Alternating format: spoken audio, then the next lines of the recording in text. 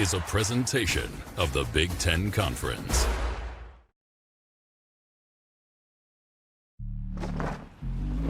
You won a game in the Big Ten in November in the Midwest.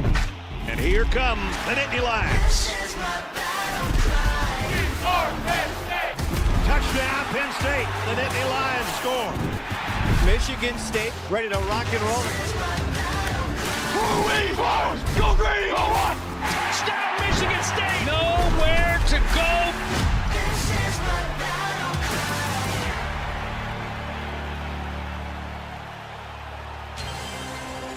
You look in on Spartan Stadium in East Lansing, Michigan.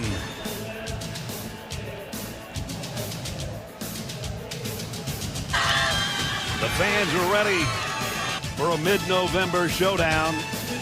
So strike up the band. And the fans of both teams praying that Santa will come early and deliver a win here this afternoon. The Home Depot Big Ten on CBS. Our matchup. The Nittany Lions of Penn State come in from Happy Valley on the home turf for the Spartans of Michigan State.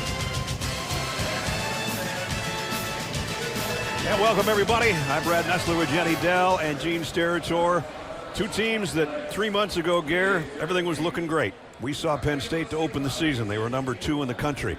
Then we saw them lose to Oregon in overtime. And then we had them against UCLA. They lost that game on the road. Then they lost their coach. And the bottom's kind of fallen out of the season so far. Yeah, I don't think anybody who follows college football and the way Penn State was reloading for this season could have dreamed that this was possible. But now some of the stars are starting to get over that hangover that we saw firsthand and kind of pop their head out. And I think the leaders of this team are saying we want to finish with not having a losing record. If they win their last 3, they can get to 6-6. 5 of their 6 losses have come by 6 points or less. On the other hand, Michigan State started off 3-0-2, and they had a close one against Minnesota a couple of weeks ago. So they're maybe getting better, but they've gone to their backup quarterback as well. They have, and they have to play and get something out of him. But both teams, let's just take a big picture of this. You know, when you get recruited in a Big Ten game and your team, you say, I want to win for my teammates. That's number one. And number 2 is I want to do my job. I want to put something on tape. And if I'm a college scout or a scout from another team, this would be the game tape that I would put on first. How do these guys play when everything is going against them? Both teams trying to snap 6-game losing streaks. Jonathan Smith, after success at Oregon State in his 6 years as the head coach there, comes over, and on the other side, a lifetime guy, Terry Smith, as a player and a coach at Penn State. Didn't want to be a head coach on an interim basis because James Franklin lost his job, but that's where we are right now. Really nice day in East Lansing. A little bit gusty winds, though. Could raise some havoc on some punts and kickoffs. Michigan State won the toss and deferred. 39th all-time meeting. It's a close one. Penn State leads it by a game, and they have won 4 of the last 5 matchups. So Martin Connington has got it teed up and kicks it away, and this one's going to make it to the end zone and to bring it out to the 25-yard line. So both teams with quarterbacks that did not start at the beginning of the season, and it's Ethan Drunkemeyer taking over for Drew Aller, who was injured last month.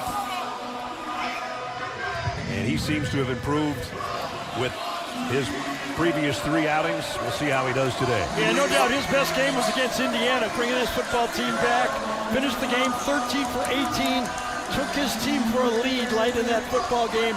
Everyone is excited about the way he's finished. He had 3 tough teams to start against the last 3 weeks. And he starts in the shotgun at the 25-yard line. Katron Allen on the carry. And Katron goes out for 4 or 5. Players to watch in this game. Not only Katron Allen, but Nick Singleton, who's closing in on some school history. And Jordan Hall, leading tackler for Michigan State. 9th in the Big Ten with 70 stops for number 5. We finally saw a little of that spark that Nicholas Singleton has showed us the last couple of years, avoiding people in the secondary, getting a couple big plays. He had 3 touchdowns, and their most recent game, the loss to Indiana that Gary mentioned. There's Catron again for about 2 more. They bring up 3rd down and 4. Isaac Smith came off the edge to make the tackle. Yeah, it's all going to be all about rush defense for Michigan State. I mean, teams have run the ball against this defense. It's been one of the problems. UCLA rushed for 238 yards, USC 289 yards, Michigan 276 yards. They got to, first of all, not worry about the quarterback for Penn State. They got to stop the running game if they want to stay in this game. Penn State, about 44% on their 3rd down conversions. They've got a 3rd down and 4 here. Catron Allen was going to flush out of the backfield. Now he'll rejoin Druckenmeier. Yeah, got a man-to-man read on that. And ball is dropped. Druckenmeier is as well. Down he goes. And it's Malcolm Bell with the sack. And Malcolm Bell, who might have had the biggest play of the year for Michigan State when he was called offsides against Michigan. This time he comes off the edge and a mishandled perfect snap on the play. It was keyed man-to-man all the way. So I think Druckenmeier was thinking, I got to get rid of this fast. He knew he was outnumbered. And he knew the play clock was winding down too. They barely got the snap off, so it's a loss of 10. It's a punting situation. And Wosu's punt hangs up for a fair catch at the 44 by Omari Kelly. So it's going to be good field position for Michigan State after a 3-and-out. And that brings out Aselio Milivojevic in his 2nd start. And his first one was a pretty good start against Minnesota. Yeah, he had his team, I thought, scored with under 2 minutes to go. Could have won that game at Minnesota, a feisty game. PJ wanted to win that one after the week before, so that was an impressive outing for Alessio. Elijah Toliver, the setback.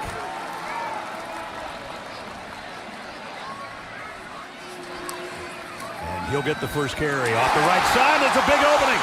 Toliver, it's a foot race on the opening snap, and he's going to win it. Touchdown, Michigan State. 57 yards for the score.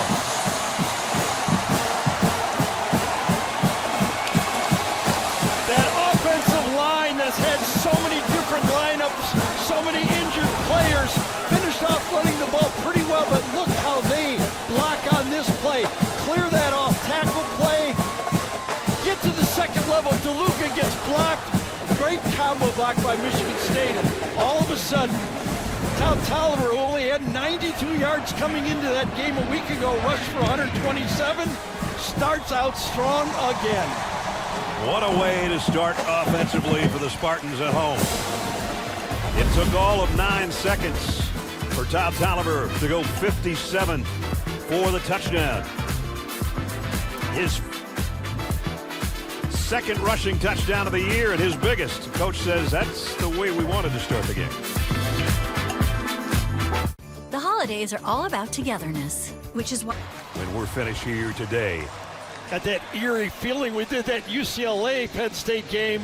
When UCLA's opening drive, they scored and they went onside kick. Remember Nico threw the touchdown pass? It wasn't quite as shocking as that first play. Exactly. Connington's kick. This one is returnable by Nick Singleton from the 4-yard line. And Nick got to the 25 before he's put down. Well, a great start, 7-0 for Michigan State. Kind of a rough week, though, Jenny Dell. Yeah, Brad, Michigan State made headlines this week for something that happened before Jonathan Smith even arrived. The NCAA handed out a 3-year probation, ruling that their former head coach, Mel Tucker, quote, failed to adequately monitor his program after 3 ineligible players participated. So as a result, the Spartans will vacate 14 wins from 2022 to 2024 and face monetary fines. Michigan State, they accepted the penalties to protect the current roster. Coach Smith told me that he addressed it briefly and made it clear, guys, none of that affects this team. Thanks, Jenny. So tough week for sure. Here's Druckenmeier out to Catron Allen. And Catron got it to the 30, picked up the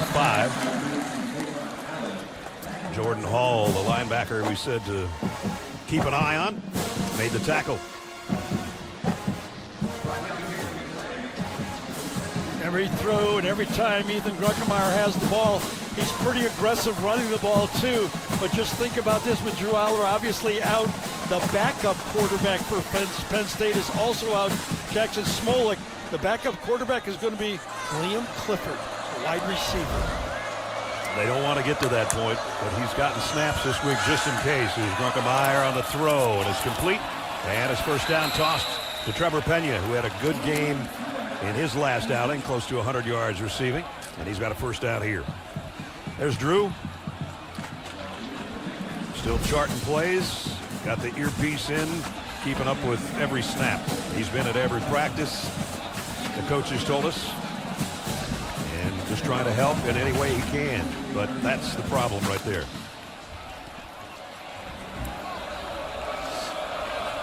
Two tight end set for the Nittany Lions with a first down at their own 37. Here's the pitch to Katron Allen's got a little bit of a crease and almost got out for a first down. Brought down by Armarian Smith from the secondary, but he got 9. Excuse me, Brad. Kyron Hudson, number 1 here. Watch blocking. One of the things you look at for teams that are struggling, having trouble, maybe not getting a lot of catches. Look at that, blocking downfield. You have to do that. Katron Allen and Nick Singleton as a duo. So impressive. We'll talk about their numbers as we go through the day. It's second down and 1. And Drunkemeyer wants to throw. Plenty of time, and now he'll keep it. And trying to backpedal for the first down. He's not going to get there. This was a home run ball all the way. Max protection. Only 2 receivers out on the play. Watch the coverage. Michigan State is going to stay deep. Keep everything in front of them, almost conceding. 2 guys to go to. Nowhere to throw the football. So on their last third down, they had a snap that wasn't handled by number 17. Yeah, I kind of think they're going to take 2 cracks at this one, though. Everybody in tight. Katron Allen. Whoa, I don't know. Michigan State doesn't think so.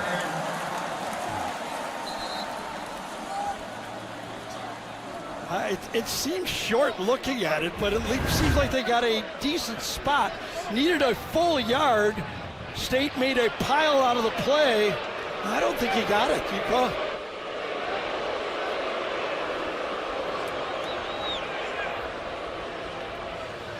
Cam Williams was the first guy to meet him. Oh, they gave it to him. No, they did. Okay, first down. I thought it was closer than that. Maybe worth another look.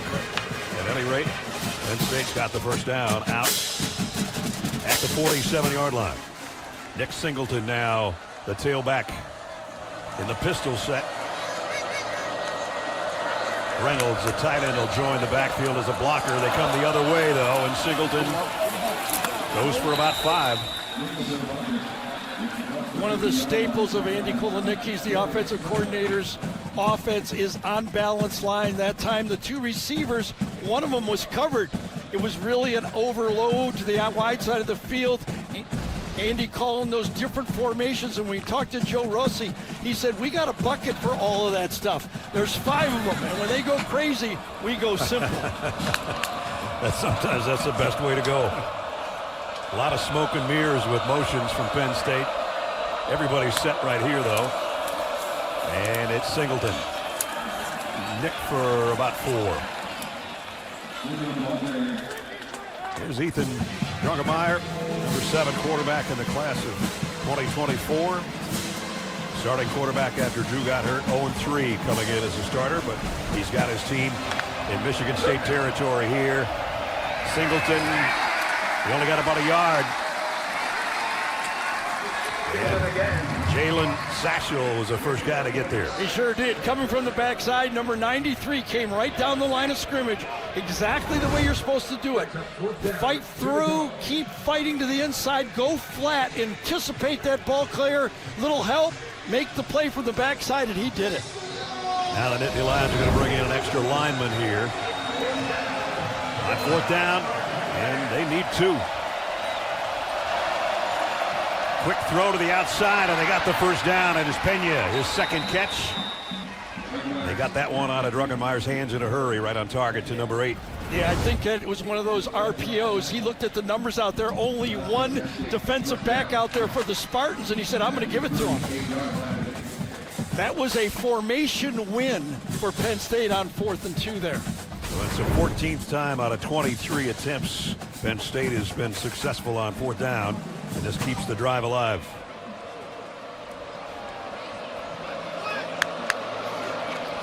They fake it to Katron Allen. Drunkenmeyer zips it down the middle. Wide open is Pena again. And he's got it inside the 15. Yeah, he could have picked either one on this one, Ness. Throw in the post could have been a touchdown, and the square in was a nice completion. Nice formation, a little motion.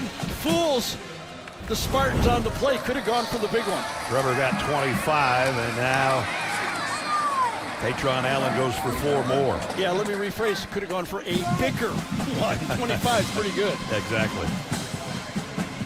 Terry Smith liking what he sees right now from his offense. Yeah, Drunkenmeyer had 6 completions versus IU for plus 20 yards, and that really matched the total for the previous 5 games. That's how good he was throwing downfield against Indiana. That's what all the Penn State fans have been screaming for. Yeah. Let's throw it down the field. Let's throw it down the field.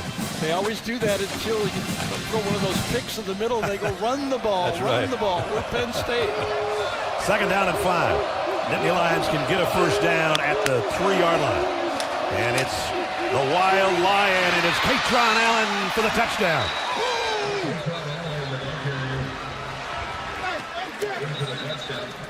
And a flag down. Watch Ioane, number 71, come out here and get the kick out block. That's the key one. Rolls him inside, and Katron follows him right behind Ioane's block. Referee is Cole Kneppel.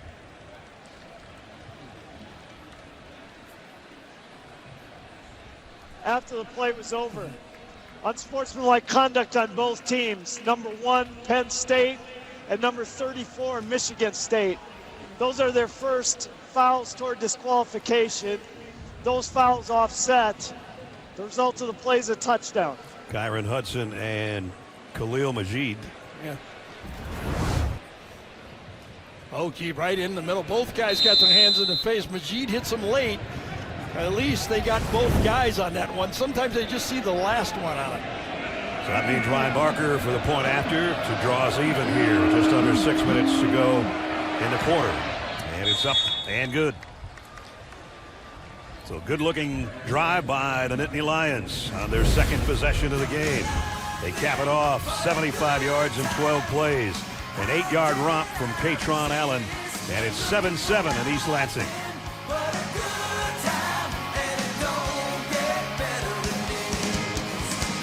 Cam. This game just got a lot more interesting. Sheila? Mom?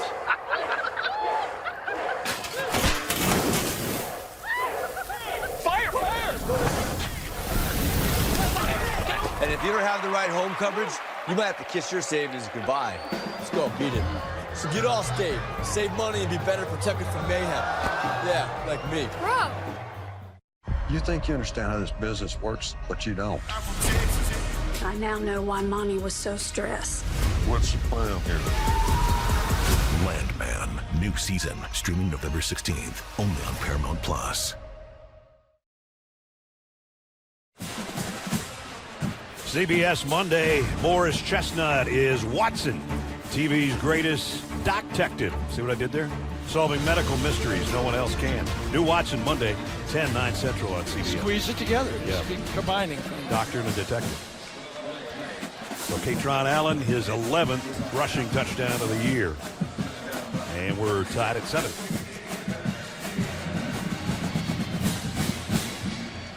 Gabriel Wosu's got it teed up for the Nittany Lions. Back deep, Krishan McCray and Elijah Tolliver, who has the Michigan State touchdown.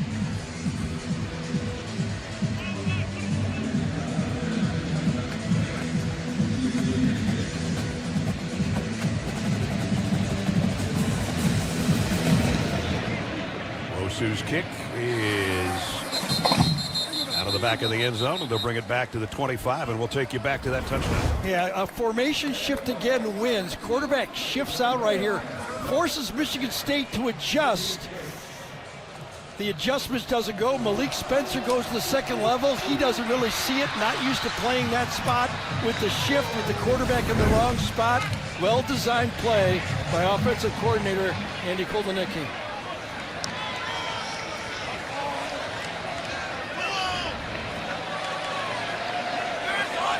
Spartans from the 25.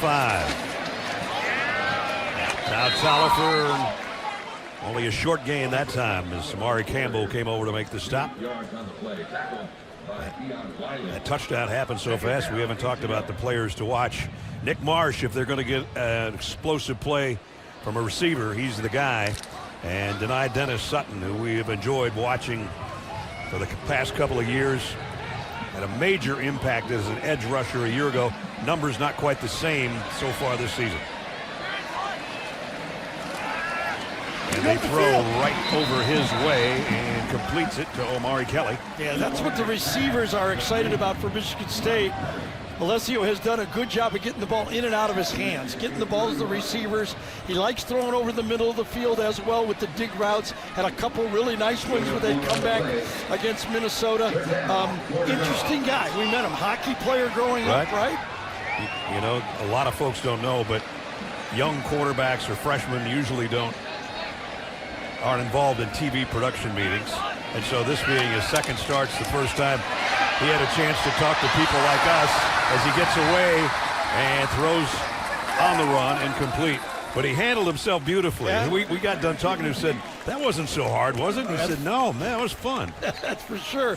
He knows, watching the game tape of how Penn State played a week ago, that they're going to bring more pressure. And right off the edge that time, Jim Knowles brings more five-man rushes than they've been saying. They've been sitting more zone. They got more aggressive last week, and you can see it right there. Alessio was very fortunate to get out of that without a sack. Ryan Eckley, one of the best punters in the country, number 96. In fact, he's averaging almost 48 yards a kick, which is best in the country. Set to punt it away for Michigan State. Trevor Pena back deep on the other end. And he'll have a chance from the 20-yard line. Pena already a couple of big receptions today, and now a 20-yard punt return. Yeah, Ryan Eckley would not like that punt. It was kind of deep, but not high at all. Basically a line drive, and you're going to give up return yards on that type of play. So he took it from the 20 to the 40, but we got a flag. During the kick, holding receiving team number 33. That 10-yard penalty is enforced from where the kick was caught, 1st and 10, Penn State. Break for the Spartans. No kidding. That's a 30-yard difference from what could have been, and they'll put it back at the 10-yard line. So not the greatest starting field position after that good punt return. 7-7 here at Spartan Stadium.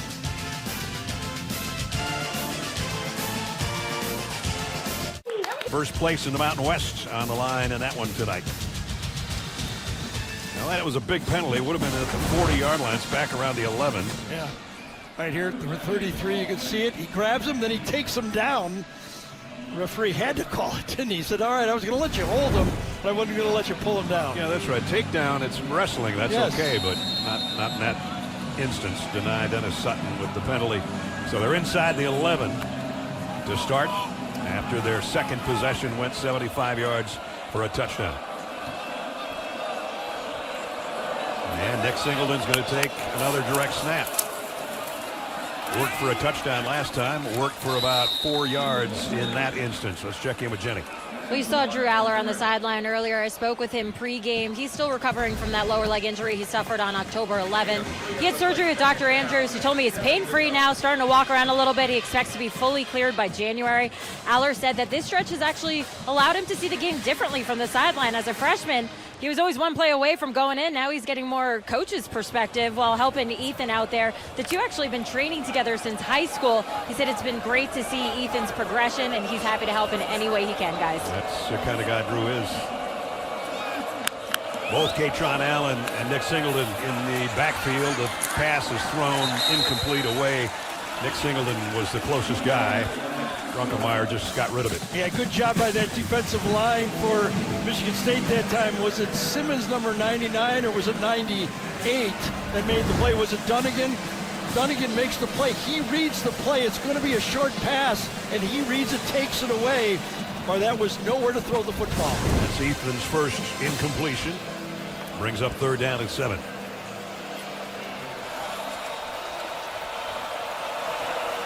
Reynolds, the tight end in the slot, and Pena goes that way, so 3 receivers to Druckenmeyer's left.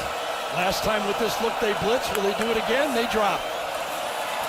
Druckenmeyer pats the ball, backpedals, and he's just got to get rid of this.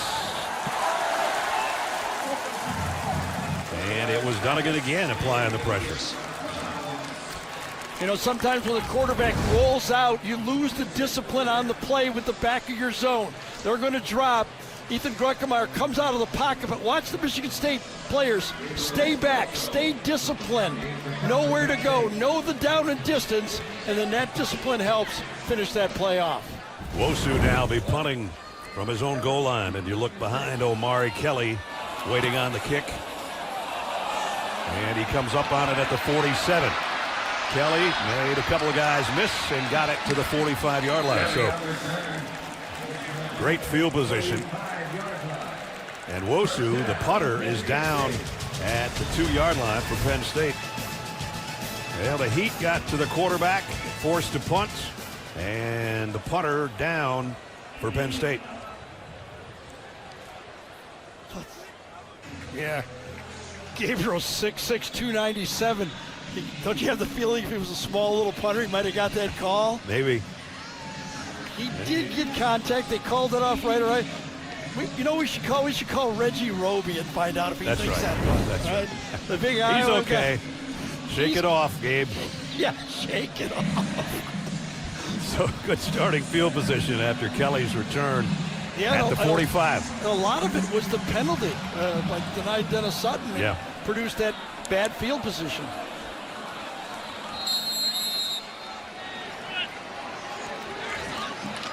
Milivojevic, the handoff for about 5 to Mekhi Frazier. And a shot that time by Rustin Young in at left tackle in this game. His first start was against Indiana. Watch him right here do the job on the left side. Put the double tight ends his way. He reaches, pins it inside. 2 tight ends do their job, but the tackle had to do it first. 2nd down and 5. Milivojevic in the shotgun.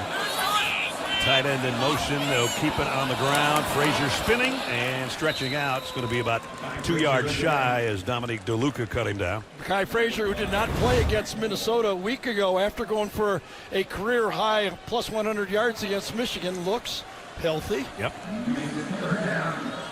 So 3rd down and 2.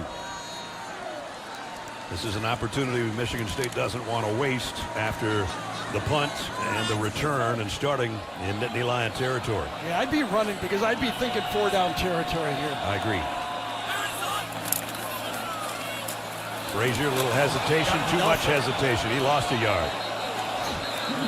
Nothing. Yeah, now you got to think throw. The way they're running the ball, the 1st and 2nd down, now it's stuffed up front by Penn State. Oh, yeah, just one inside that time against Caleb Carter. Gets the push inside by what? Xavier Gillum? Is that the one who got the push? Number 54. And that's 4th down and 3. When those defensive linemen change the line of scrimmage, they recreate it in the backfield. You push that lineman back, really hard for the backs to find the hole. Spartans 11 out of 23 on 4th down conversions. Penn State been very aggressive on these passing situations. Here they come again. 4th down and 3. Milivojevic hit as he throws. Ball is loose, and it's scooped up. I don't know if there's been a whistle, but heading all the way to the end zone is Elliott Washington. Now let's see if they're going to rule it a fumble or a pass. Well, they always call it a fumble, and they let the replay officials change it. Denied Dennis Sutton's the guy that got a hand on the arm of number 11. It is close, and I think it's denied Dennis Sutton coming around the edge that puts his hand. His arm was going forward, though, I think. Now, did the ball go forward? That's the next part of it.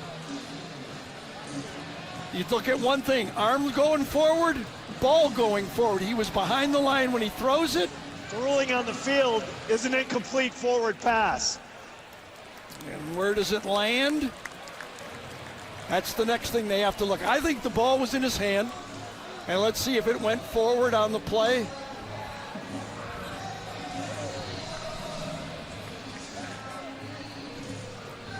This will be a better look, I think. Absolutely. He's got to get it across the line, does he? He does. Please reset the game clock. Please reset the game clock to 1:23.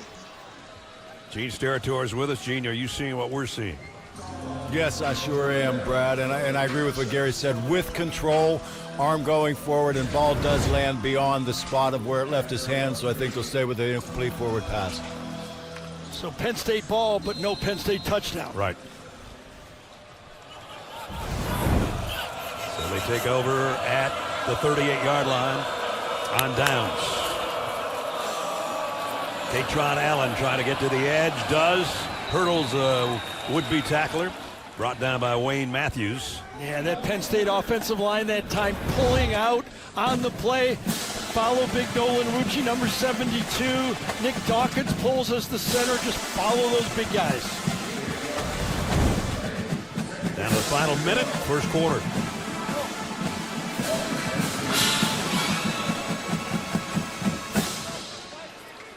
Michigan State 66 yards on the ground, but 57 of that was on the first offensive snap of the ball game for him. Nick Singleton also in the lineup. He's set up as a receiver to the left. Katron Allen straight ahead. First down, Penn State. Yeah, number 71. Bingo Nwanye that time again comes across. He's the most physical lineman that Penn State has. They use him. They like to pull him. Sometimes they set him out in the formation. He comes across, kicks out, run right behind him. Thought maybe Penn State would just let the quarter run out, but they're set for a play, I guess, with 10 seconds to go. They might be. And now they will let it run out. It's not a big change here. 2-yard change from the 49 one way to the 49 another way. That's a short walk. Yeah, that is a short walk. Their longer walk's just going to be to go to the sideline and talk to the coach. End of one in East Lansing. Spartans and the Nittany Lions looking to snap losing streaks, and we're even at the end of the first quarter. On a two-timing Fansville. It's going to be a long football game. Not really pleased with that opportunity there offensively. Great field position, 4 downs to go get more. We get stops, and we got to bow back up defensively here. Thanks for your time, Ben. That's exactly what happened. They wasted good field position, as Coach Smith talked about. Here's Katron Allen weaving his way off the left side and got about 7 before Quindarius Dunnigan made the tackle. I really think it's the story of why Michigan State has not been able to win in the Big Ten Conference this year. Their rush defense has just not been there. We talked about 3 games, but there were early signs. Western Michigan ran for 181. Boston College, Youngstown State ran for 175. Early signs that the rush defense was not typical Spartan rush defense. They give up 144 a game. Here's Drunkemeyer stepping up, firing down the middle, in and out of the hands of his intended receiver, Kyron Hudson, who took a lick, and that's why the ball came out. I was just going to say that Ethan Drunkemeyer did a good job of ignoring the traffic in the pocket, keeping his eyes downfield, but popped the ball out. Looked like it was it slightly underthrown? Yes, it was slightly underthrown, and that allowed it. Perfect timing by Armorian Smith on the hit. Exactly. If the ball would have been thrown on target, that would not have been a pop-out. Nice job, nice catch by Kyron, but the defense made the play on the throw that was just behind. So it brings up a 3rd down and 3. Singleton and Allen both in the backfield. It's the pitch to Nick Singleton. Whoa, and he got hit too. And he's short. Dunnigan was there. Armorian Smith was there. Both coaches, I think, will be aggressive in this game going forward on 4th down. It was an unbalanced line again. Came out, but the hit from the Spartans. I'm talking about the problems they're having with the running game, and on that one, that looked vintage Spartan defense.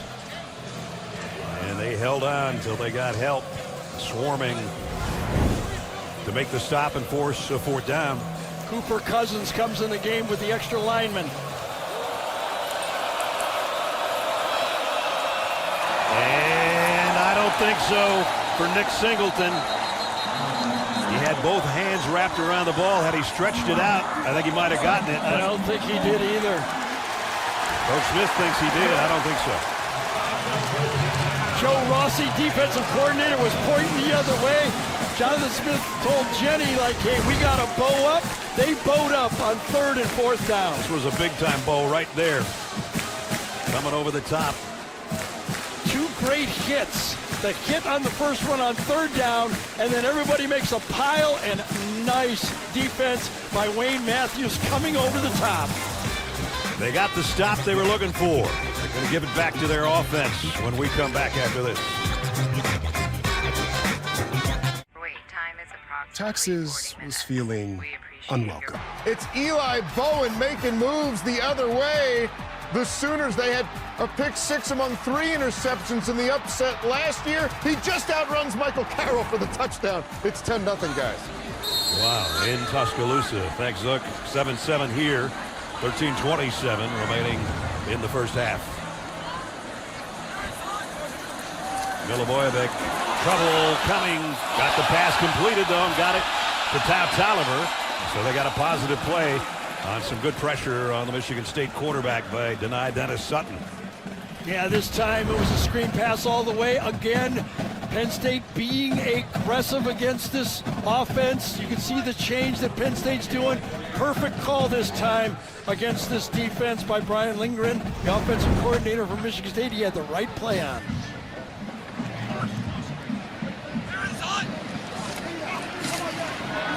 This throw to the wide side. Oh, nice play. Complete, but short of the first down after Darius Dixon made the tackle. Yeah, Darius Dixon comes up, makes it because he had to make that tackle one-on-one. Quick out, good player, good athlete, but wrap him up, and the true freshman did. Really good plays from our AT&T pylon cam, holding on for dear life and then just whipping him around and dropping him short of the first down. It's going to be 3rd down and about 2. Elijah Taliver. Seems like we've had about 6 of these already, doesn't it? We have. Milivojevic. Heat coming again. Going to throw on the run, and he throws a strike. Down the sideline is Taliver. And another big gainer for Michigan State from number 4. What a nice job by Milivojevic this time. He buys time, he feels the pressure. He's got to get out of the pocket again. An extra man added in on the pass rush. But he buys enough time for get his receiver across the field. Put your hand up when you're open. Good for 32 yards and back in the red zone at the 19-yard line for the Spartans.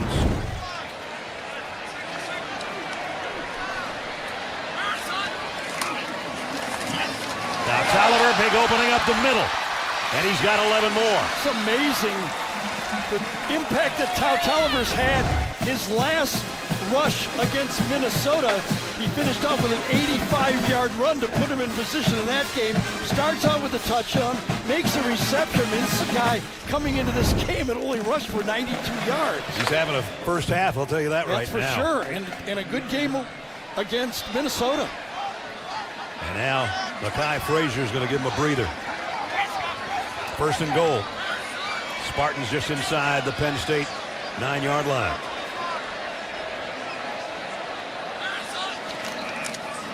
Frazier down behind the line of scrimmage, loss of a yard.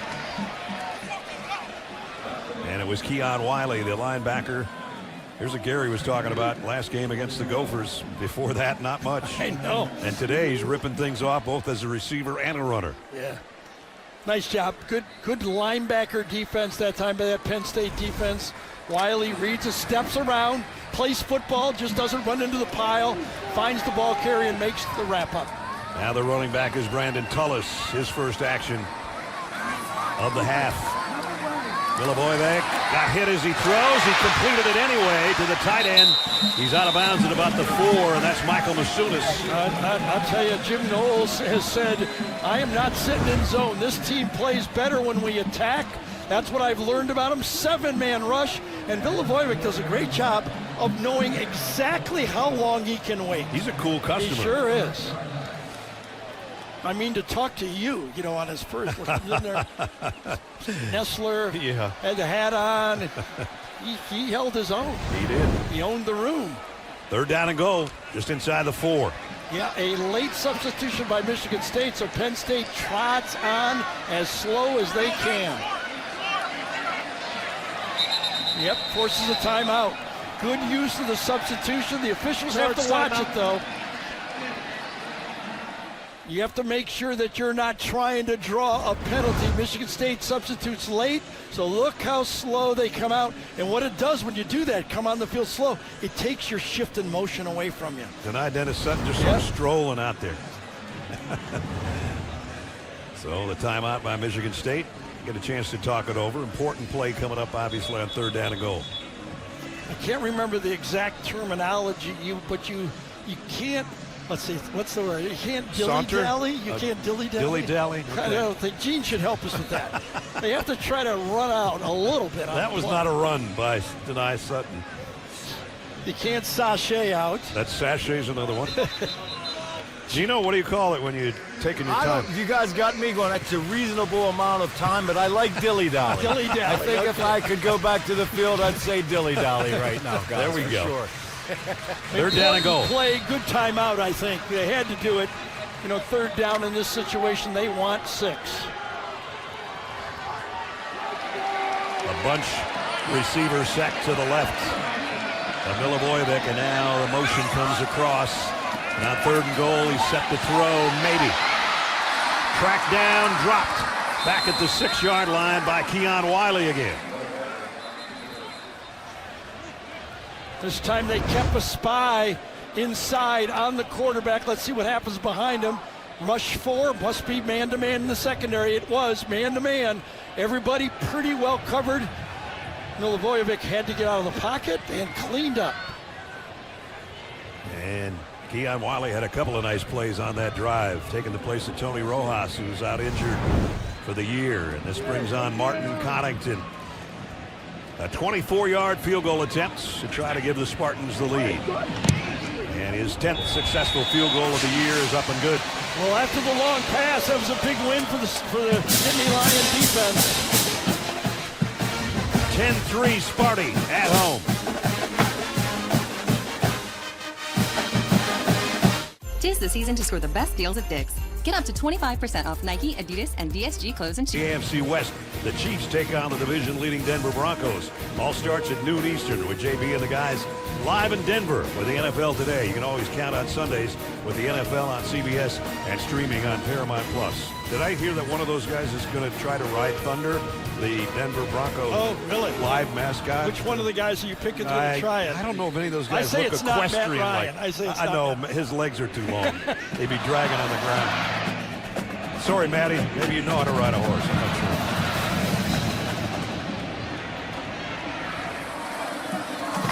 And Penn State will bring it out to the 25-yard line. And you look at all the head coaches that have lost their jobs, including James Franklin of Penn State. 13 head coaches fired. And with that, it's time for Working on a Win presented by Home Depot. Question is, do you hire a top-ranked assistant, or do you hire a big name and notable active head coaches in their career records? You can go one way or the other, but those guys have panned out pretty well. Yep, those guys were all assistants hired to find the right guy, the right spot. There's no sure formula, that's for sure. Sometimes you get lucky and sometimes you don't. There's a blitz coming from Michigan State. Drunkemeyer going deep. Man is wide open, and he's got it. And it's Devontae Ross for the touchdown. 75 yards through the air. I'll tell you, Michigan State came after Drunkemeyer on this one. Picked up beautifully by the offensive line. Allowed enough time to sprint open, and boy, was he open playing match coverage. When you do that match coverage sometimes, if one guy is out of position, it's a touchdown, and it was a strike. Look at that offensive line. Look at that pocket. Perfect job. Everyone likes to throw that one. Holy cow. He didn't miss it, though. Nope. Put it right on him. You saw the matchup coverage. He tried to cover the square in, and he was wrong. Ryan Barker's extra point is up and good. That's the longest touchdown pass for Ethan Druckemeyer. He's 75 yards. And Penn State, one play back in front.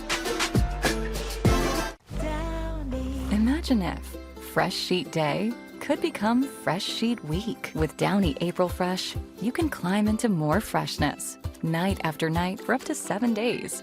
Downy breathes life into your laundry. Everybody's loving that Grubhub deal with Prime, huh?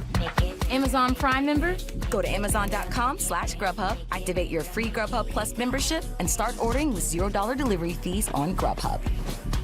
Eligible orders only. Terms and additional fees apply. There's no game like Survivor when alliances crumble and trust is gone. It's every player for themselves.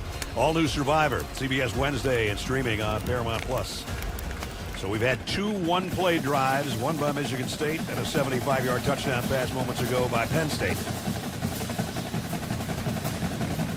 Penn State said they want to be more aggressive in the passing game. They sure have been. More aggressive in the blitzing game. They sure have been. Sometimes these things work on the blackboard and they don't work on the field. It's kind of really a gotcha thing right here. 3 men are covering the 2 players for Penn State. A blitz off the edge. They've got them, but when they switch, the one deep player is out of position, and that matchup zone 3-on-2 did not work. And Ethan put it right where he had to. And go thank those offensive linemen, because he had a perfect pocket to wait and throw it to the right guy. He climbed it a little bit up in the middle and let it rip. So 14-10. Now it's Michigan State's turn again. And that one didn't gain anything for Tao Tolliver. Let's check in with Jenny. Yeah, Alessio Milivojevic found out the night before the Minnesota game that he earned the start. His first call was to his dad, Ivan, who coached him his whole life. His dad couldn't make it to the game, though, because he coaches a JV team at St. Francis High in Illinois. They were in the playoffs. His younger brother, Dario's a wide receiver there. But Dad is here today. Mom stayed back for St. Francis versus Chicago Sky. Guys, that game just went final. St. Francis won 44-14, so a good day all around so far for the fans. No doubt. That's great news. He was worried about how his little brother was going to do. He did well. And he comes back to his secondary receiver, and Tao Tolliver made one guy miss. So good job again now, this time by the Michigan State offensive line. A lot of time he has to look and look and look. No one to throw to, knows where his drop-off is, and you make one guy miss, and at least you get into a position to, instead of being 3rd and real long, it's 3rd and long. 3rd and 9 is at least the best something I can to do strive for. Better than taking a sack. Now they've got to get it out to the 35 to move the chains. Milivojevic had to get rid of it in a hurry on a slant, but immediately hit. And a nice play by Elliott Washington again from the Penn State secondary. Well, you've seen that Jim Knowles is going, I know how this Penn State team plays best. Okay, we're going to come, they bring 6 again, and they come up, force the quick throw, and make the tackle. As Jim came over from Ohio State after having the top-ranked defense at a national championship last year. And he said to us, I thought they had all the makings when I came in here that we could do the same thing. Ryan Eckley set to punt. First punt was 48 yards, averaging almost 50. That last one, as Gary said, more of a line drive than he wanted. And this one is blocked. It was Tanai Dennis Sutton got another one. That's his 3rd of the year. Yes, he had the one against UCLA, remember, when he blocked that punt for the touchdown? He's right in the middle. You knew that Michigan State was aware of him, but he's a tough block. Even though you know where he is, the block was not clean. He gets around it, reaches out, and makes the stop. 3rd block punt of the year for number 33. Gives it back to the offense.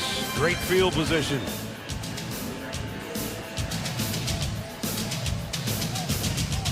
by the Tide. John Mateer taking on every Alabama defender for the 20-yard touchdown. The Tide's 17-game home winning streak is on the line as the Sooners try to beat the Tide for the second straight year, guys. So another top 5 team in some trouble. A&M survived. Some guys just have a knack for doing this. Deni Dennis Sutton's one of them. Yeah, he really faked out Kyrios that time, number 88, a down-the-line tight end. That's a pass rush he puts on, and then he puts a hit on. And you wonder, is that the special teams coach? I would hope it is, because if it is, Chad Witt had a good block on that one. So 41-yard line after a 9-yard punt that was blocked. And nice play defensively on Nick Singleton. There's been some hitting going on out there. That was Wayne Matthews again. Yeah, when I see number 10, I think Brad Van Pelt, college football Hall of Famer, the guy I played against. If you wear number 10, you got to be able to hit like this. Wow. And there's the guy who's one of my favorite players. It's probably because he gave you so many problems. Played high school ball against him. He was a quarterback, middle linebacker in high school. Went on to a great career, the Giants in the NFL. And in the Ring of Honor here at Spartan Stadium. Nick Singleton dragging people with him. Run that inside gap. Duo blocking up front. Get a one block and then push him away. Good job by Nick Dawkins, the center that time. Had a little help and then finished it off. Nick helped Nick on that one to force a third down and about 3. Remember Jonathan Smith said, can we bow up when they didn't make it on 4th down? Now with the block, they got to bow up again right here. After that long touchdown pass, they can't give Penn State another touchdown on this drive. You would think this is 2-down territory as well. And Singleton keeps the legs driving. It's going to be about a yard short. 4th and 1. Penn State has been aggressive in every decision, every defensive call, every play, offensive play. I expect they'll go for it again. Yep. Keep the offense on the field. At the 32-yard line, it's 4th down and 1.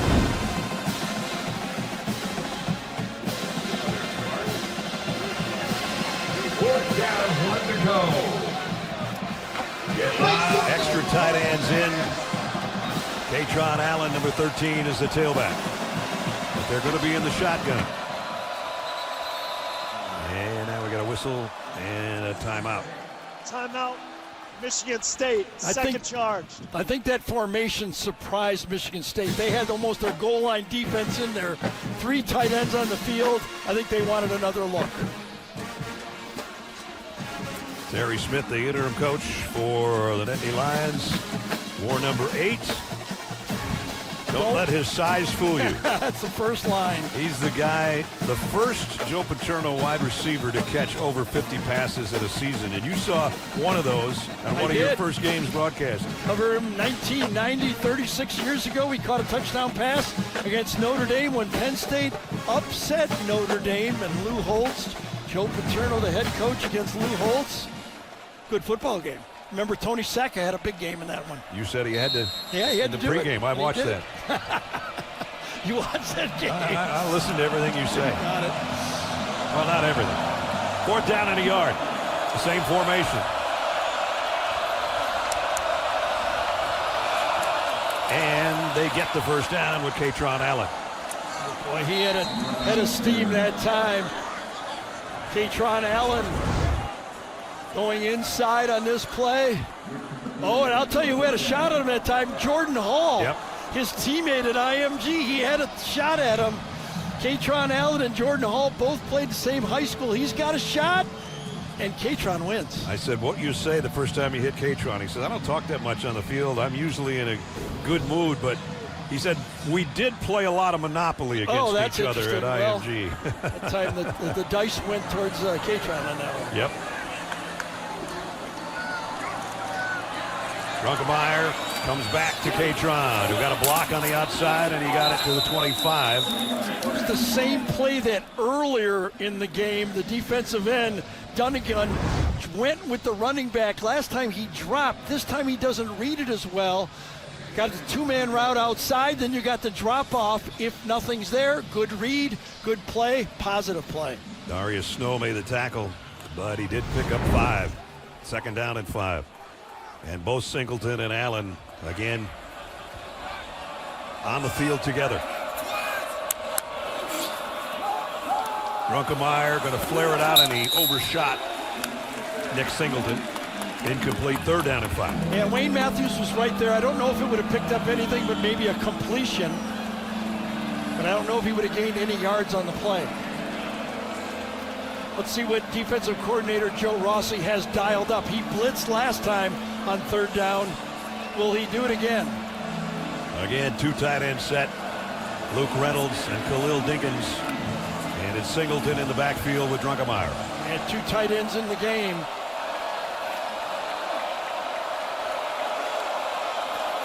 Pena, the motion man, into the slot. The pitch is going to go that way. Singleton. Well defended. It's going to be 4th down and almost 3. Malik Spencer, number 43, comes up and cleans it up. They get the pitch wide. They're trying to get it into position. You got a tight end over there. Reynolds blocking to the outside. Receivers blocking. Good job to the outside by the corner by Malcolm Bell that time as well. There's Joe Rossi on the sideline. Spent most of his career in the booth. Came down. I think this would be too aggressive. If I'm Penn State, I'm going to take 3 points here. They can probably just wait and make a decision because the 2 minutes timeout is at hand. 4th down and 3 is what we're looking at. Terry Smith can think it over for a couple of minutes, and we'll find out what they choose to do.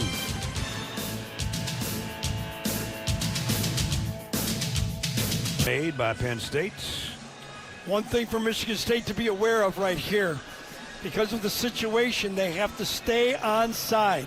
An offside penalty is a 1st down for Penn State, so the decision could be that Penn State tries to draw them offside and then decide to kick the field goal with the timeout. So they have to be very careful. Ryan Barker on the sideline, ready to come out and kick. Remember, a block punt set up this drive to start with. And now as Ethan Drunkemeyer looks at that wristband, they are set to apparently go for it on 4th down and 3. They were trying to draw him offsides there. And here comes the snap. They're going for it. Drunkemeyer pressured, got away from it momentarily. And now they're going to wrap him up back at the 29-yard line. So Michigan State's defense forces a change of possession again. Michigan State plays solid defense again. Okay, a lot of communication going on. Everybody stays home. They look up the crossing routes. Nowhere to go with the crossing route. Drunkemeyer gets chased out. I get it. You know, I mean, you got to be aggressive, but I like a 7-point lead. I don't know field goals for sure, but, you know. I mean, would have been about a 40-yarder by Barker. And instead, Michigan State's got it back. A 7-yard loss back at the 28-yard line. So now they've got a chance. They only have 1 timeout remaining. Milivojevic escaped the rush, and he's going to take off. He's got Green in front of him. And a nice run all the way out to the 45-yard line. Yeah, that was a huge 1st down because not only does it keep a field goal alive or anything else, but with 3 timeouts, Penn State could have forced a punt on the play. That 1st down really makes it easier to call plays down. They spotted at the 44. Back to throw. Milivojevic across the middle. Got it to Elijah Tautaliver. And we're down to 90 seconds. Only 1 timeout because of the 2 timeouts that Michigan State burned.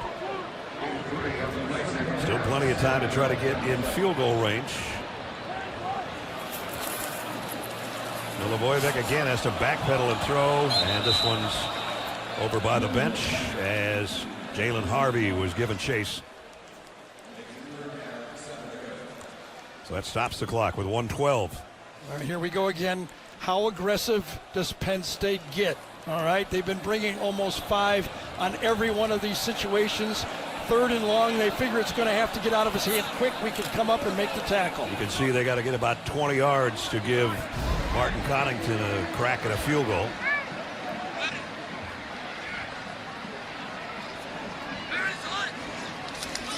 Milivojevic gonna heave it long, near side, nobody home, incomplete.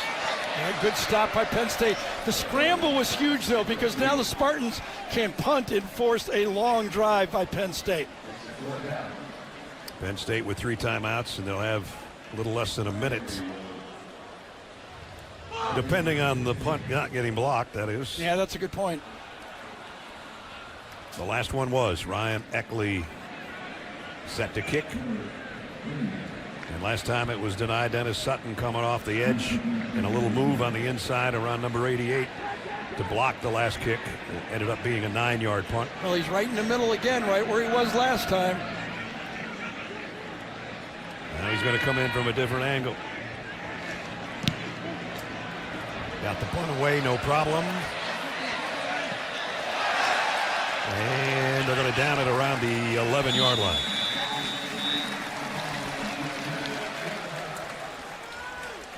So 54 seconds and 3 timeouts with which to work.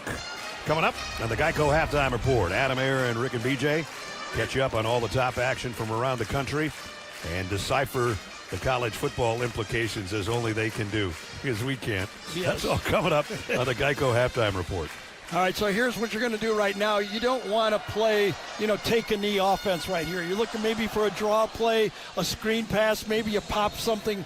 You don't want to be too aggressive and let a late turnover change the ball game.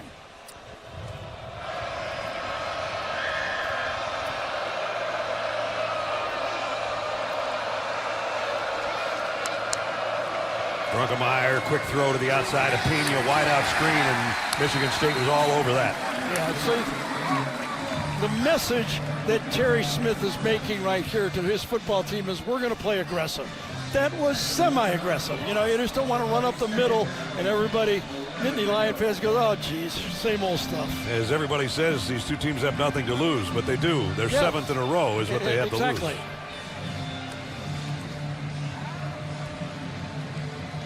So the clock ticking down, 2nd down at 11. If they choose to just take one more snap, that'd be it for the half. Michigan State will get the ball to start the 3rd quarter.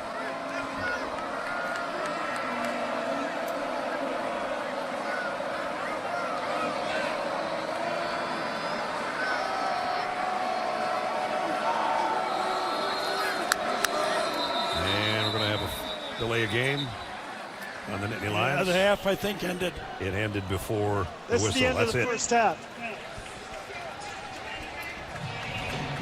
So, good game here in East Lansing. Penn State leading by 4. 2 big stops by the Michigan State defense. The offense only ran 22 plays in the first half, and they're still in the football game.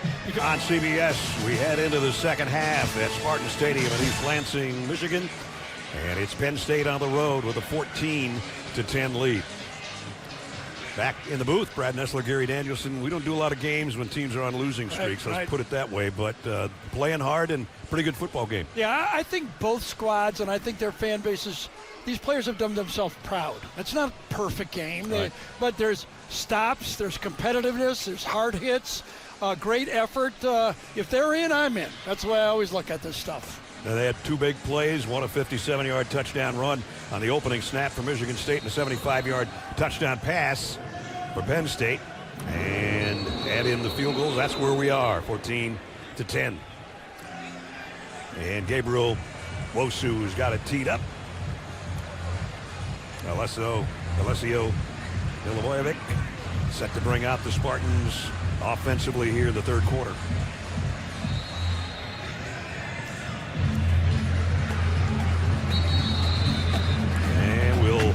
Re-tee it for the big fella. It was blustery walking in here. I don't know if it doesn't seem to be affecting the game at all. I'm surprised it blew the ball off the tee. And they're going to hold it for him.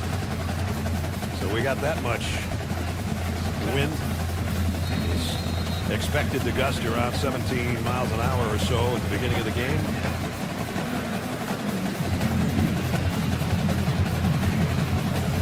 Rashawn McCray and Elijah Tops-Holliver await this kickoff.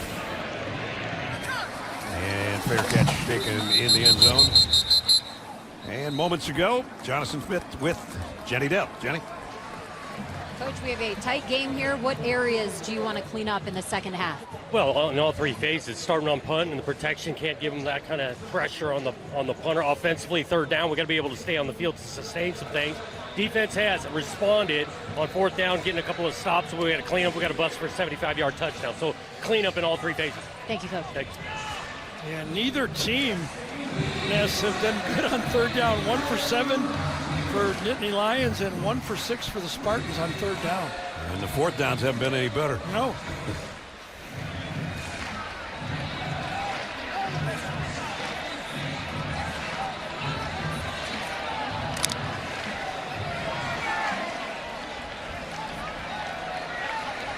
Milivojevic under center with 3 wide receiver group. And Tom Tolliver is the tailback.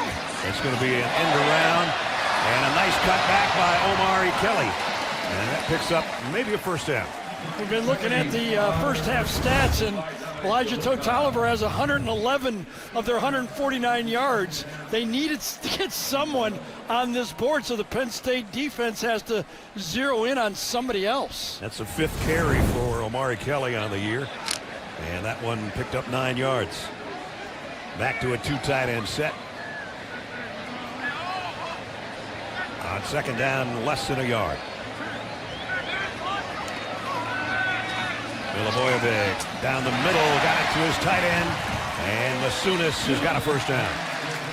Milivojevic does a nice job of knowing where his outlets are and quickly getting through his progressions. Second and short, no sack, turns to his right, quickly comes back to the other side of the field. So he started right, didn't like it, comes back, and knows exactly where to get rid of that ball. Second catch for Masunis here in the ball game. That's where the offensive linemen love you, when you make those quick decisions like that. Got 14 on the last play out to the 48-yard line.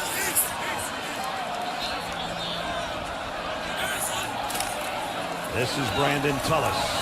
And Tullis dives forward for close to 7. Remember, Alessio Milivojevic in because Aiden Childs actually was benched in favor of Alessio, and then he got hurt during the off week. He's got a boot on as well, just like Drew Aller does. He's probably their most explosive player on their football team. I was thinking he'd be a key part of this game plan, running the ball, maybe quarterback draw, but obviously not able to play. Play action. Deep ball coming. Man out there. Thought there was going to be a jump ball, but there isn't. Nick Marsh, the intended receiver. That's just enough pressure where Milivojevic could not step into this throw, and it just died on him. It would have taken about a 50-yard throw, and he just did not have enough behind him as he steps into this throw. See the pressure right in him? That one just hung up and died at the 10-yard line. Yeah, number 81, Masunis, could not really stop that pressure up front, and that got right into his footwork. So let's see how they do now on third down.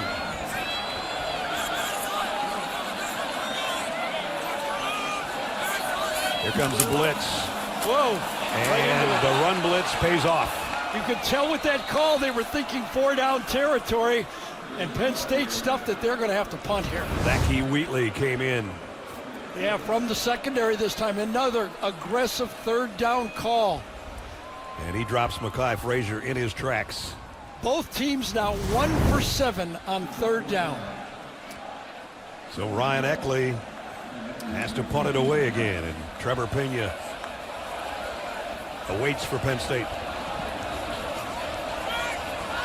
Fair catch. Pena takes around the 9-yard line.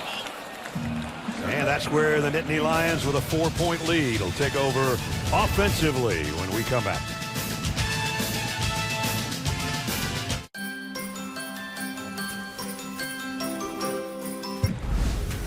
Playing during the heart of the civil rights movement in America, the Spartans claimed back-to-back national titles in 1965 and 1966. The 1965 team had 18 black players, including 9 from southern states, and claimed a share of the national title. The next season, the Spartans finished 9-0-1, tying Notre Dame in the final contest of the season, billed as the game of the century. Stars on those teams included two-time All-American defensive end Bubba Smith and Jimmy Ray, who in 1966 was the only black starting quarterback in major college football. Group that Duffy Doherty had around him. Bob Apisa was the fullback. George Webster was an All-American, went on to have a great career with the Oilers. Bubba Smith with the Colts, and Clinton Jones and Gene Washington both with the Minnesota Vikings. Pretty good group. Yes, for sure. In this league and the next league as well.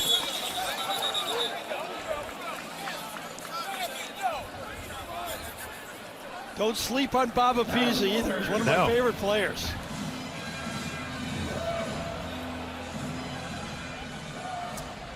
Three minutes into the second half, Penn State with a second down and 6.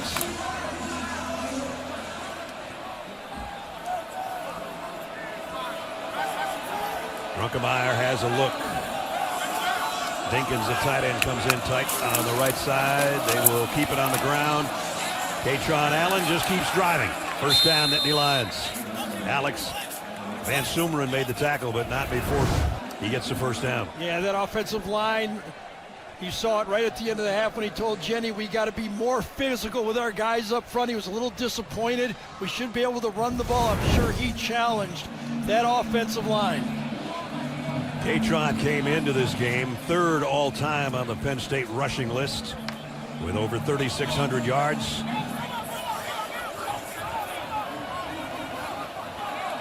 And he's the tailback in the pistol behind Runkemeyer. He gets it again, trying to go wide left. They're not going to let him. Dropped at the line of scrimmage. Might have lost part of a yard. Well, you can see what Katron Allen, he is really the soul of this offense. When he's going, he doesn't produce those big long runs, but he produces those first down runs. That one was the direct snap for the touchdown. Tough to bring down, runs with his pads, his knees. I mean, when you tackle him, you feel it. He and Nick Singleton had passed the great Lydell Mitchell and Franco Harris as far as a duo in their yards gain department, and keep moving up in the record books with 3 more weeks to play. Right down the seam, in and out of the hands of Luke Reynolds. What a play by Wayne Matthews, number 10 that time. Quick slant on the play. I think number 10, watch him come across and just get him. It was going to probably be dropped anyway, but you got to feel that he kind of felt that linebacker coming in as the ball was coming in. Perfect defense. That's how you play the quarterback's eyes. Of course, last year that would have been an automatic with Tyler Warren. We caught 105 balls. Both offenses, struggling in this game on third down. Third down and 10.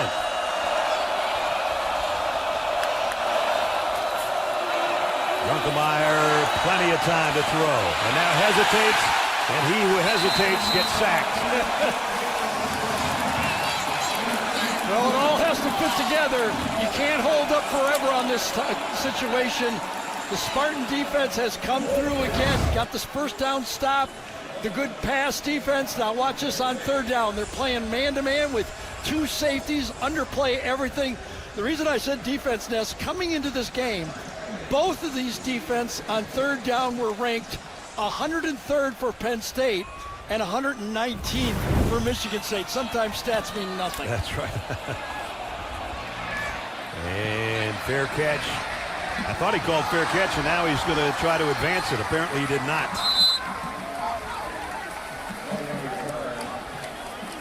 No flag. I thought he waved his hand, but maybe not. Maybe he just getting his balance. balance. Wasn't he?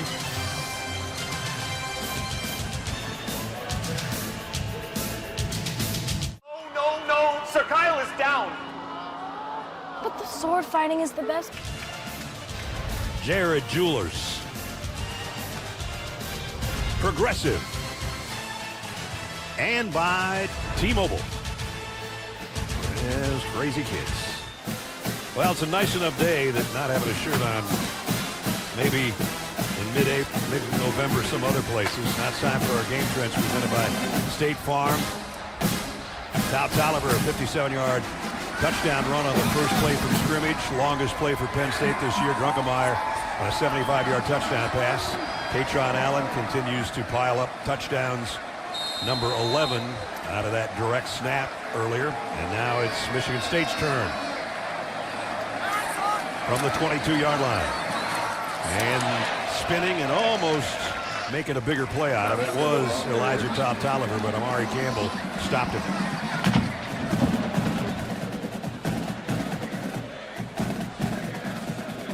There's the numbers and the total yardage.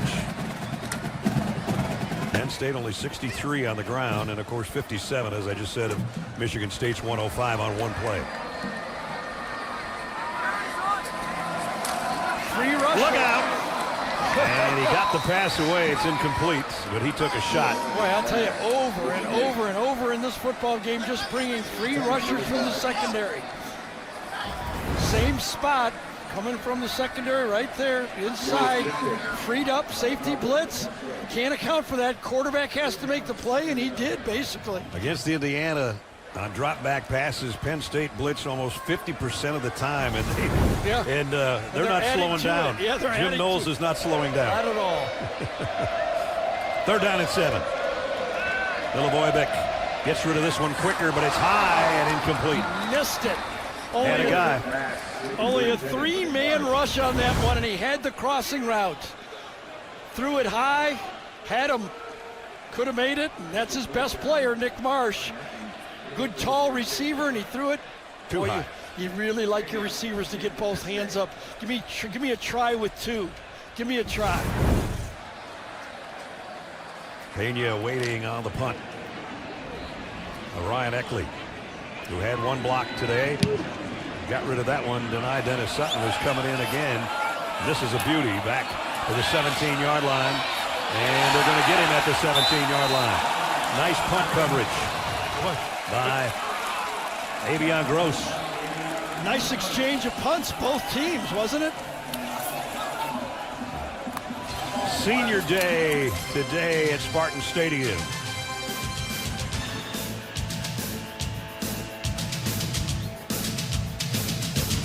One team takes home the crown at the MWSL Championship with our coverage starting at 7:30. That's all next Saturday on CBS and streaming on Paramount Plus. So we'll be right in the middle of a soccer sandwich with our football game next Saturday on CBS and Paramount Plus. You mentioned the big play that Michigan State had. The real story here, without the 75-yard pass, the other 38 plays, Penn State is averaging less than 3 yards per play. Wow. Nick Singleton, the tailback. Drunkemeyer off of play action, wanting to throw, has plenty of time, and now running out of it and running with it. And he dives for about 5. His day today, well, let's take a look at what number 17's done, Gary. Yeah, remember the first quarter when I said they had a bigger play besides the big play, and there was a post open for a touchdown? Well, I think Andy Koldanicki saw the same thing, because it's the exact same play, the crossing route for the big play and the bigger play for the touchdown. And Ethan Drunkemeyer put it right on there with great blocking on the play. So the first one was to Pena, and the second one was to Devontae Ross for the 75-yard touchdown.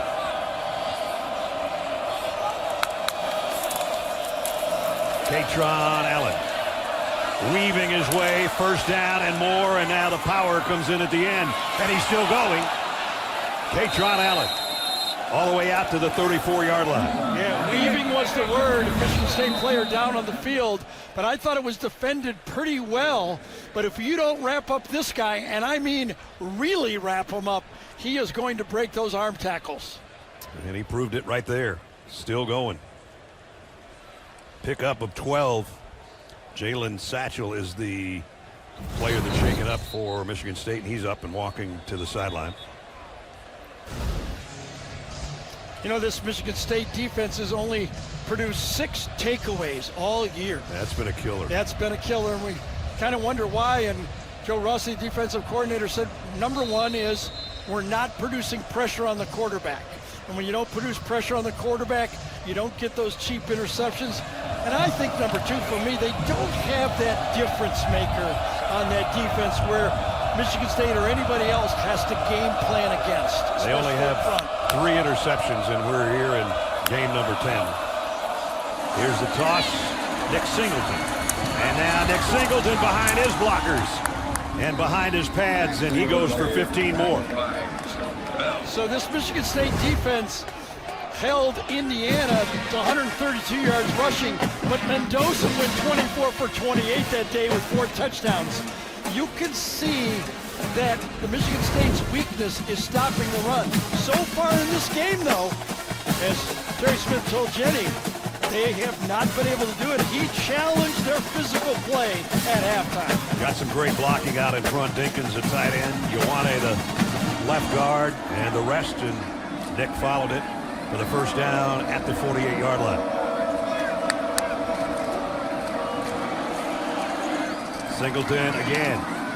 And those two kind of feed off each other. He and Katron. One gets a big gain, the other one wants to. The best of friends.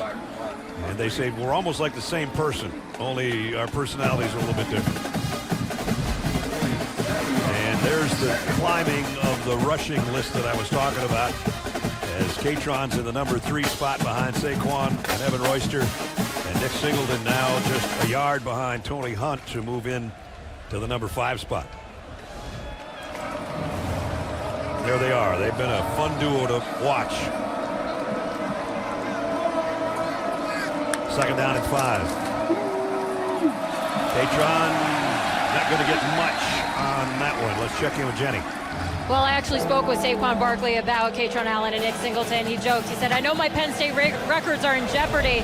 I hope they break every single one of them. He said at Penn State, typically winning is expected. That's the standard. And when you got 2 backs who can take over a game and push each other to be better, that's a recipe for success. And that is what they're looking to get back to in this game. Guys, Barkley loves watching this team as both a fan and alum.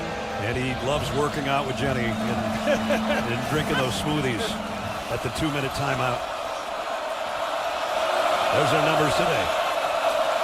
Third down and 4.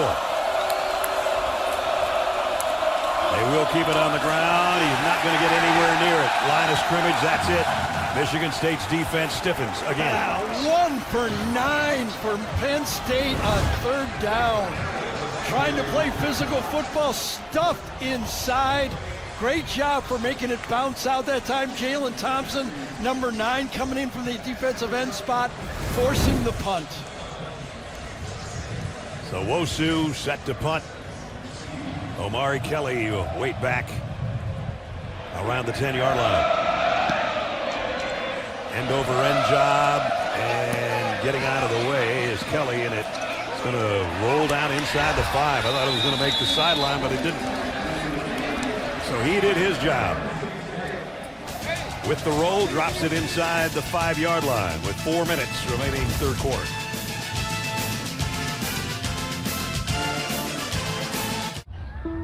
Donald in for the score. They just scored again. It's 28-17 in the third quarter. And BC, they could beat them for the 4th straight time, guys. Boy, Brent Key won't like that. He played under Bill O'Brien when Bill was an assistant. Yeah.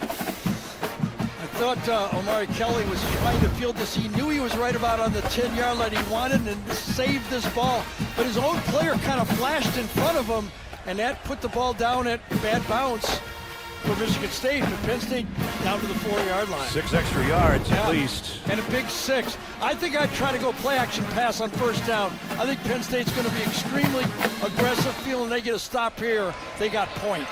Milivojevic standing in his own end zone in the shotgun. And it's Frazier, and he gets them that breathing room back and then some. All the way out, got about a 9-yard gain. Yeah, let's salute that Michigan State offensive line on this one. Coming out this section of the thing, great job by Matt Gulbin, one of the best centers in this really good center league. There's probably 8 of them, and Matt doing a good job on that one. Matt came over from Wake Forest as a captain on this team. And we got Nick Dawkins on the other side, another good center for Penn State in the Big Ten. Second down in the yard. Frazier, and he's got the first down. Alessio Milivojevic's day. Let's take a look. And did a good job getting out of the pocket and making a play when it wasn't there. This is his athletic ability.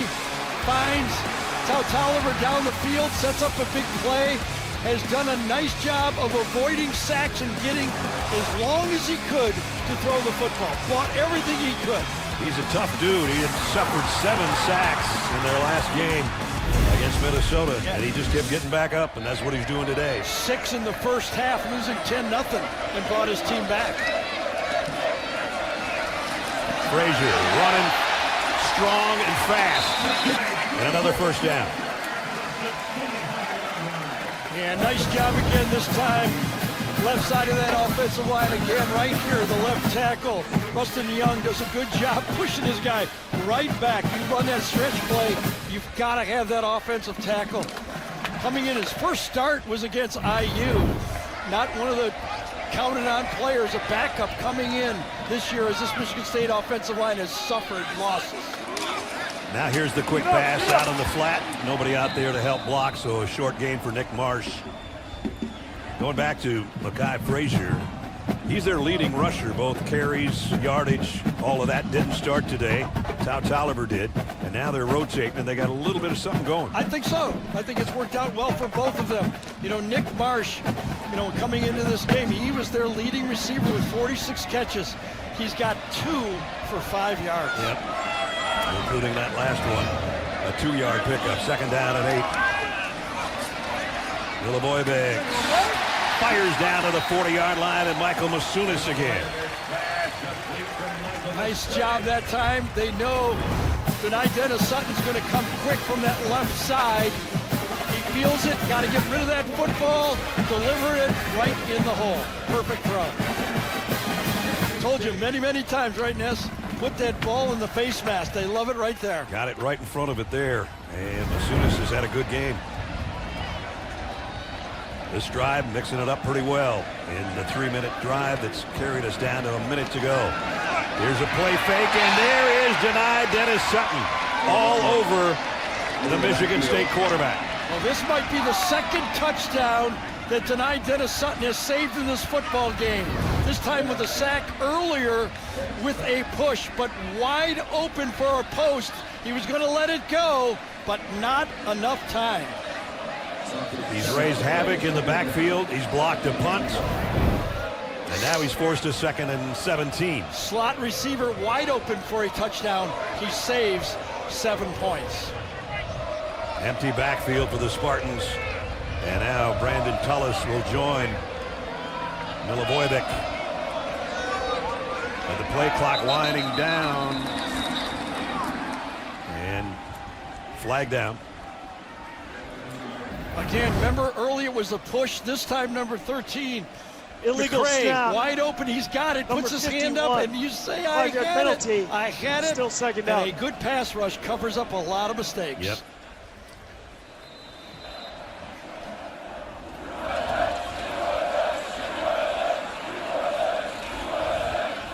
So now the final seconds tick off in this third quarter. Michigan State's just going to wait it out.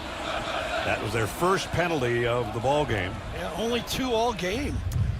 And we played 3. We're right where we were at halftime. Penn State on the road, 14. Michigan State at home, 10. And a fourth quarter coming up. Somebody's going to snap a losing streak and be having a happy mid-November.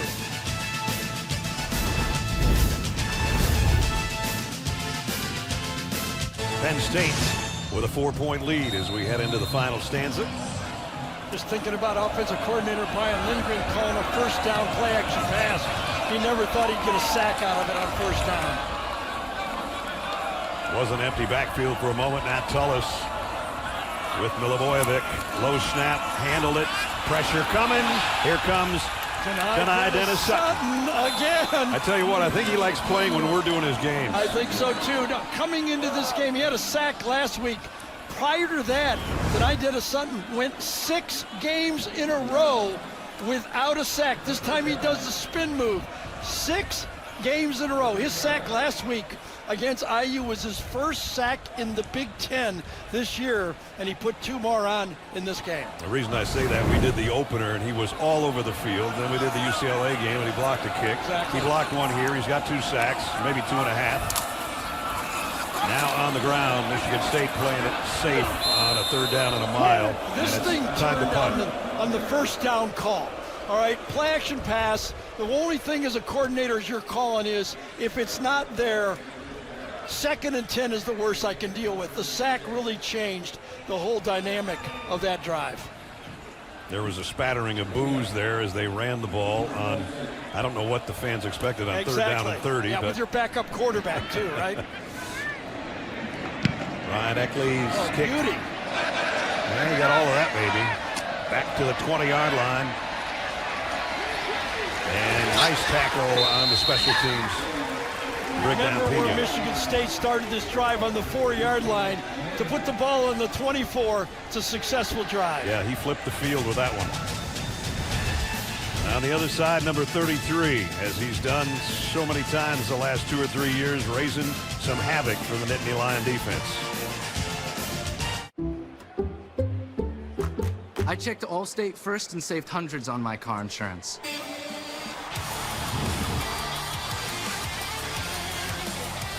Ball is dropped. Drunkemeyer is as well. It's a foot race on the opening snap, and he's going to win it. Direct snap to K-Tron. Touchdown, Penn State. Drunkemeyer going deep. Man is wide open. Tries to throw on the run, and he's hit down. The Spartans sack him. Here they come. Sutton goes after it. He got a piece of it.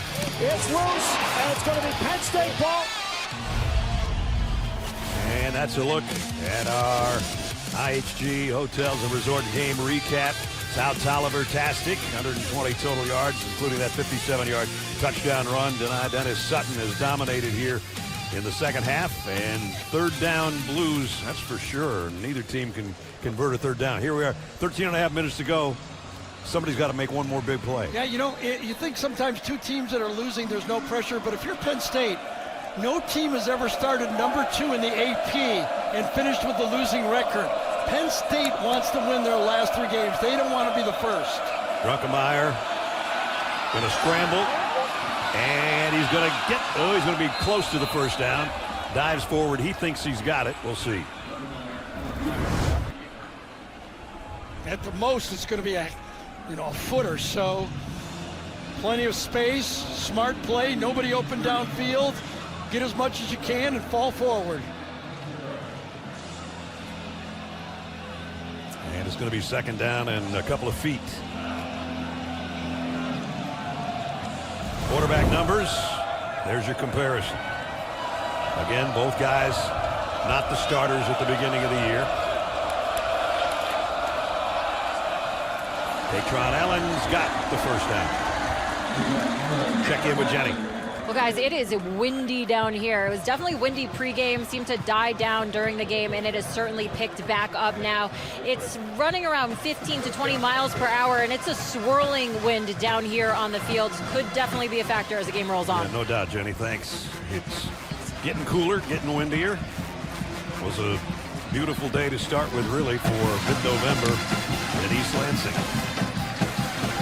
2 tight ends for the Nittany Lions is Nick Dawkins calling the shots at center for Penn State. Toss, Katron. Ran over one guy, backpedals over a couple more. Probably run that short toss into that 3-receiver side over there maybe 6 times in this football game. Pretty effective play. Defended on that one, remember that 1 3rd down play there. Had the big hit to stop it, but otherwise it's been pretty successful. Allen out, Singleton in. Number 13 leaves the field, and number 10 is there to slap hands with him as he joins the huddle. 2nd down at 4. Dinkins, the tight end, settles in on the left side. They run it straight up the middle. And backpedaling, and maybe a first down for Nick Singleton. Boy, those guys have kept their legs moving, whether they're going backwards or forwards today. Again, if you're a scout from another team, maybe in the portal a year from now, if you're an NFL scout looking at a particular guy to draft, and you turn on this game tape, you're going to say, all right, I can depend on this guy. There's not a guy out there today that I've seen loaf one play.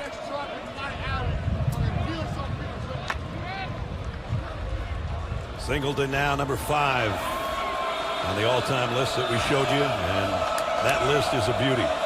If you're on that list, you're a really good football player. Katron Allen, whoa, wow, he just blew through there and ran over a couple of would-be tacklers. He blew through there because there was a through. There was an area to go through on this play. Backside tackle on the play. Donko comes around, cleans it up. That is Penn State football. When those two guys are following that offensive line, that's that physical play that we thought we'd see all year from Penn State, basically. Malik Spencer was on the receiving end of that run, and he got a mouthful. 10 minutes to go, first down. Drunkemeyer. All day to throw, and now he'll run with it. And got it inside the 40-yard line. Again, one of those plays, you're looking for a big play, but if it's not there, avoid the sack. And that's exactly what Ethan did. He felt the little pressure coming from the side. He said, let me get out of here. I do not want to hurt my team, especially on first down.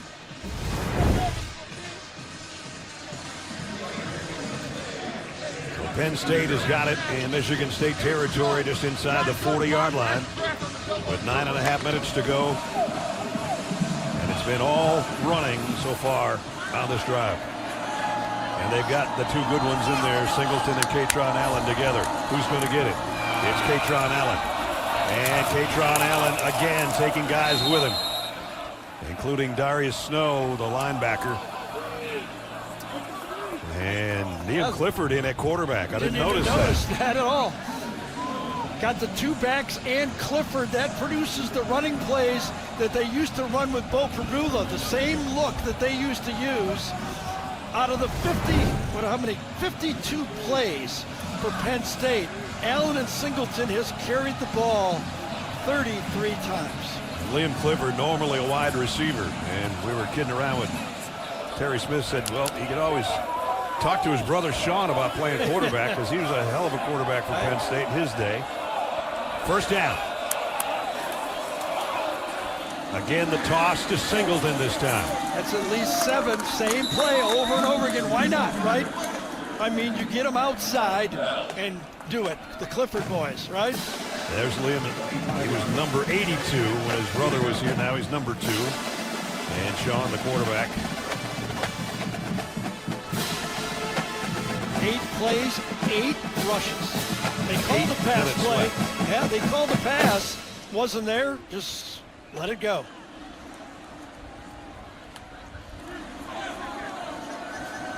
If it ain't broke, don't try anything different. Second down and 2. Allen, little hesitation, then blasts his way for a first down. Wayne Matthews made the tackle, but not before he got about 6 more. Yeah, Anthony Donko is moved over to right tackle. TJ Shanahan is in there at the guard spot. He gets a stalemate. That's pretty good, getting a stalemate. He keeps following them and let those backs find the crease. And now they got 3 tight ends in there again, so it's probably going to be more of the same.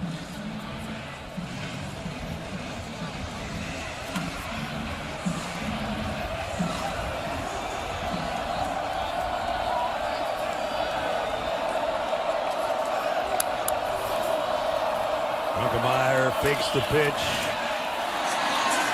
Running to the sideline to try to get to the first down, and does. It seems pretty easy, right? And as first down, if it's not wide open, run. But as a quarterback, you haven't thrown the ball all drive, and you just want to throw it. But again, you resist and make a positive play on a first down try.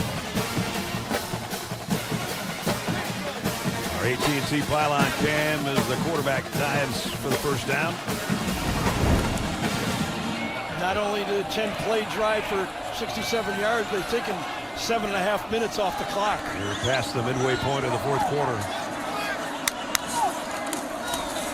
They'll keep doing it. Allen got it to the 5. Just seems like a must-stop field goal for this Michigan State Spartan defense. Talking with Andy Kotelnicki, and we were talking about his wide receivers. They got these guys in from the portal. They wanted to improve their wide receiver group. And at the beginning of the season, you said it looked like you were trying to force it to those guys. They said, well, they're portal guys. We're supposed to get the ball in their hands. Exactly. I hate to say this, but it's true. We paid them. That's right. We want to get some production out of them. And then he said, but when you got 13 and 10, you got to use them. Use them. That's what they're using on this drive. Number 13 and number 10. And they're both there now. Singleton fights to the 3. And the clock continues to wind its way toward the 5-minute mark. Well, if they do throw, let's look at what they have thrown in the second half. 0 for 1. One pass not completed in the second half of this game.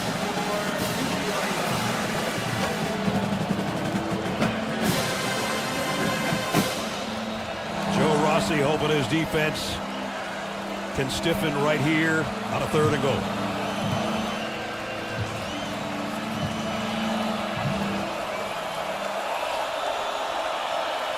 Singleton behind Druckemeyer. And they're trying an end around to Devontae Ross. And he's got it. Touchdown. His second touchdown of the day. This one on an end around.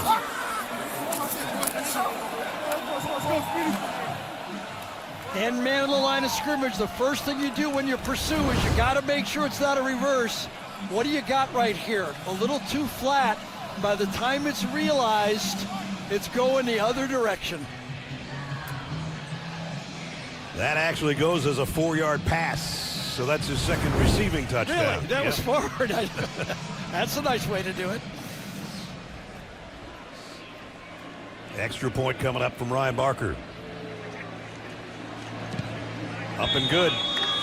A 76-yard drive in 13 plays. It took over 9 minutes, as Gary said.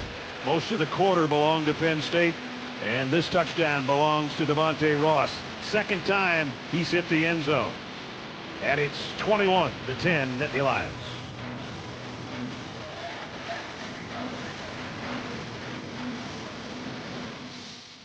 As an official sponsor of the NFL, Jersey Mike Subs. Jeep. And by the Home Depot. The only pass on that last drive was the little shovel pass to Devontae Ross that is considered a pass for the touchdown. It came on 3rd down. Reminder, don't forget before we're done, we'll have the play of the game presented by Jersey Mike Subs. Yeah, they did everything on that 3rd down. Got their second conversion of the game, and they threw a pass. It took a while. 3/4 of the game, Penn State rushed for 101 yards. In the fourth quarter, they rushed for 72 on that drive. Yep, they grounded out over a 9-minute stretch.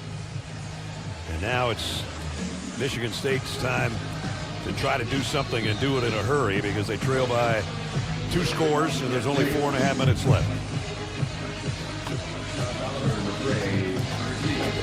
First, we'll see if Wosu allows a kick return. And he won't. They'll fair catch it inside the end zone. Denied Dennis Sutton. Every time we seem to have this guy, he plays lights out.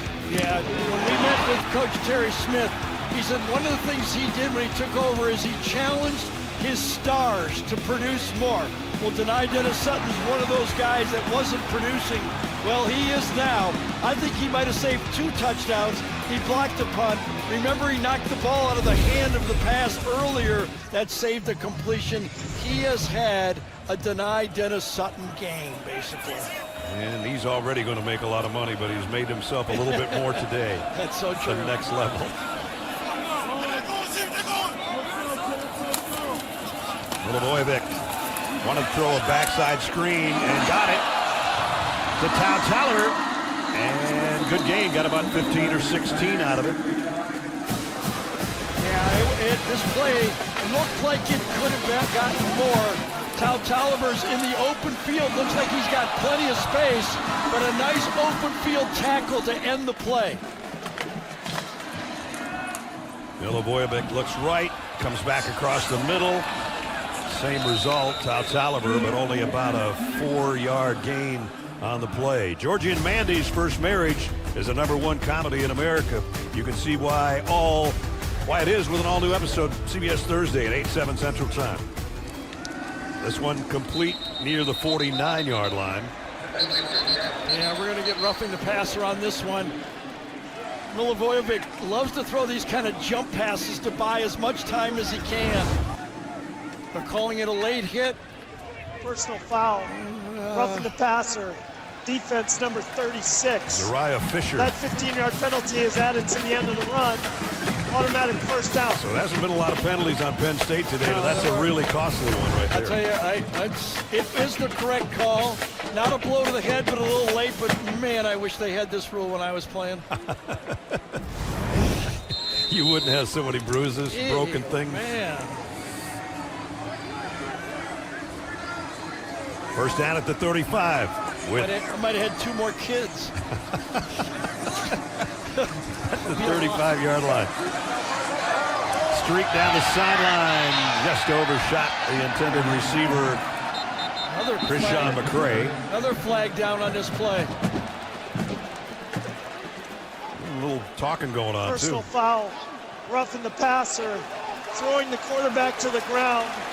That 15-yard penalty will be enforced from the previous spot. Automatic first down. Well, here's another look at that one. And denied Dennis Sutton.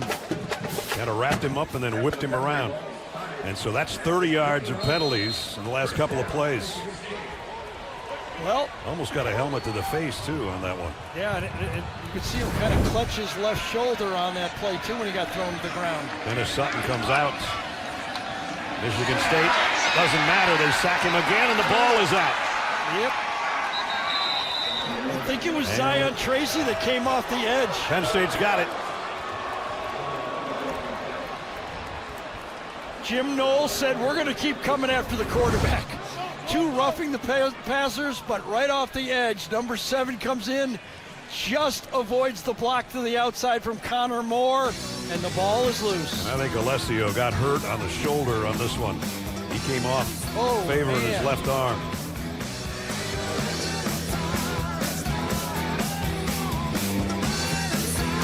Football. It's on Prime.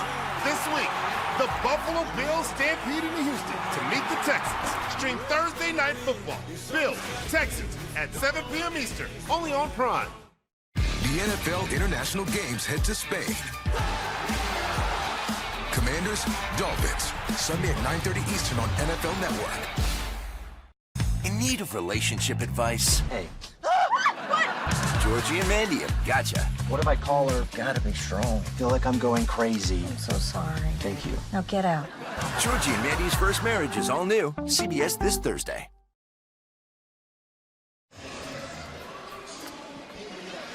Well, back-to-back roughing the passer penalties, and then another big hit. Yeah, clean. First the right hand hits him in the arm, and then the helmet hits him in the back of the elbow. And Milivojevic says, oi. Milivojevic goes, oi. Yeah. Back-to-back, 2 roughing the passers, and a big hit right there. Now you think you're going to get a dose of Kaytron Allen and Nick Singleton with only 3 minutes left in the game.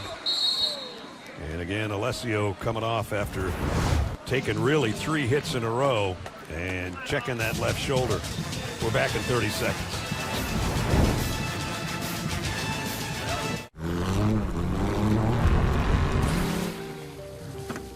You won't remember my name. This is the last time you will see me at the top. I want to carry on, but not today. This is the point I give up. But not today. I want to carry on. You will see me at the top. This is the last time you won't remember my name.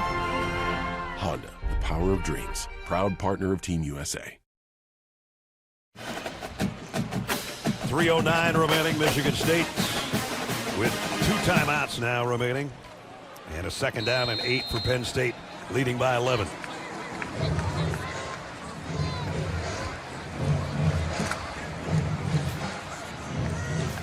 You assume it's going to be Katron Allen, and more Katron Allen right now, or Nick Singleton. It is Katron Allen behind his blockers, and here he goes.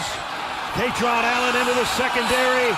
They drag him down, but he's got his biggest play of the day, and it's all the way down to the 25-yard line. I'll tell you, there is so many Penn State fans that wonder, why couldn't we do this all year? Running these guys, the 1-2 punch that Penn State was counting on. And one of the things that, was said by Andy Koldenicki to us is we might have listened to the buzz too much, the crowd. Yep. We thought we had to throw more to win the championship.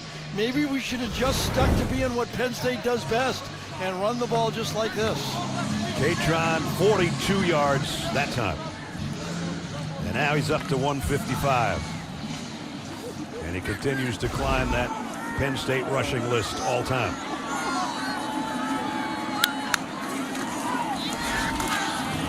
Adding more to it. He's going to walk in.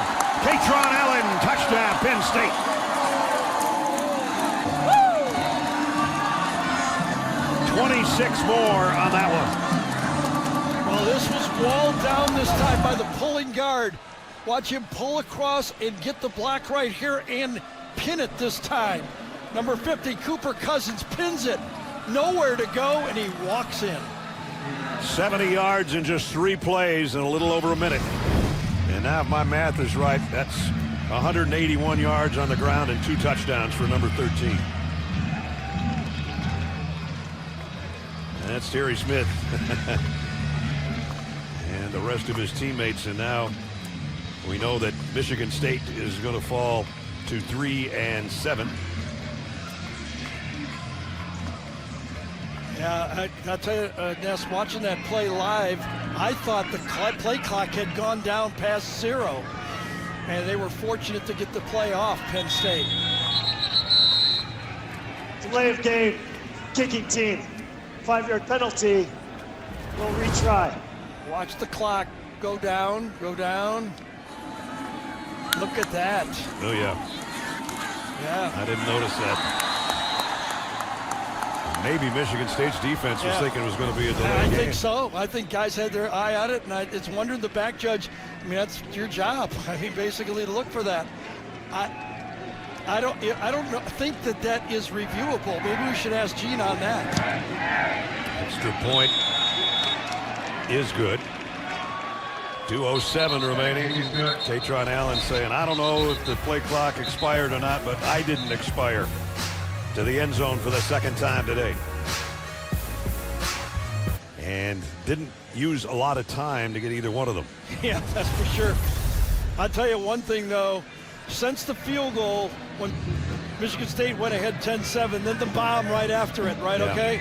The next 6 drives for Michigan State, 5 punts and a turnover on the last one. Yeah. Both sides of this Penn State team has answered the bell. So from about the 8:40 mark of the 2nd quarter on, let's take you back to that last play and what was the touchdown. Sounded like they clapped twice.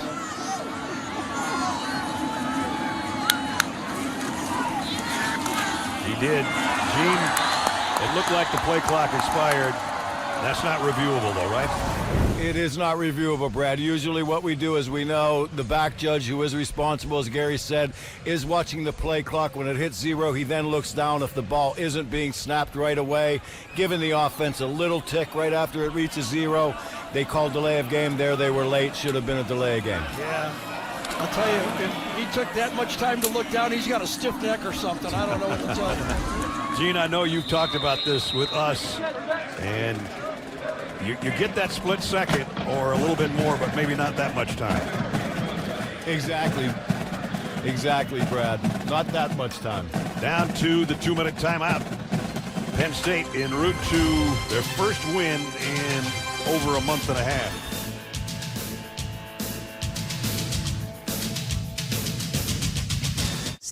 We'll get you set for kickoff starting at 2:30 Eastern with State Farm College football today here on CBS and streaming on Paramount Plus.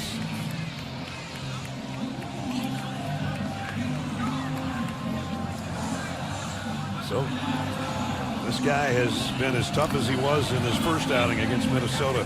Keeps getting back up, but it's been a rough day again for Alessio Milivojevic, especially that last drive. He got him some yardage by penalty, but that's about all you can say for it. Exactly.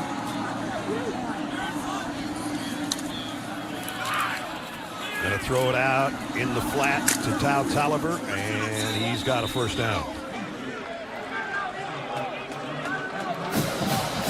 So with this loss today, Michigan State will have their 4th consecutive losing season. This proud franchise, this is tough territory. Yeah, it is. Milivojevic throws late, and nope, he's out of bounds.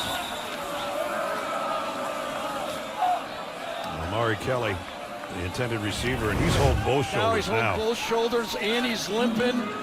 You get driven into the ground like that, landing on your right shoulder. Yeah, he's hurting. Look at that.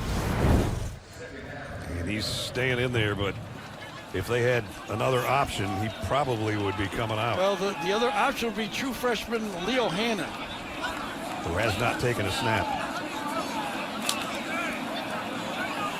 Well, you're kind of looking for a handoff right here if you're a quarterback. Yeah, sometimes you can't even feel your arm after that type of hit. And he's going to try to throw. Sidearms it, completes it to Tao Taliber. He's trying to head to the sideline. Knocked out over there by Darius Dixon. Well, he's limping.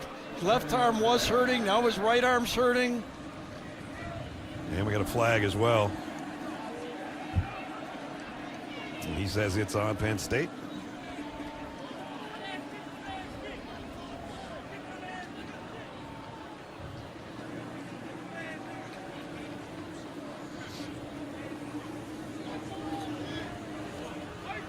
Yeah, at this point, you got to be thinking, considering the injury to Aiden Childs, do we just protect our quarterback to have him for next week? Yeah, exactly. After the play was over, unsportsmanlike conduct, Michigan State, number 4, for throwing the ball at an opponent. 15-yard penalty from the dead ball spot. Michigan State has elected to take a timeout to avoid the 10-second runoff.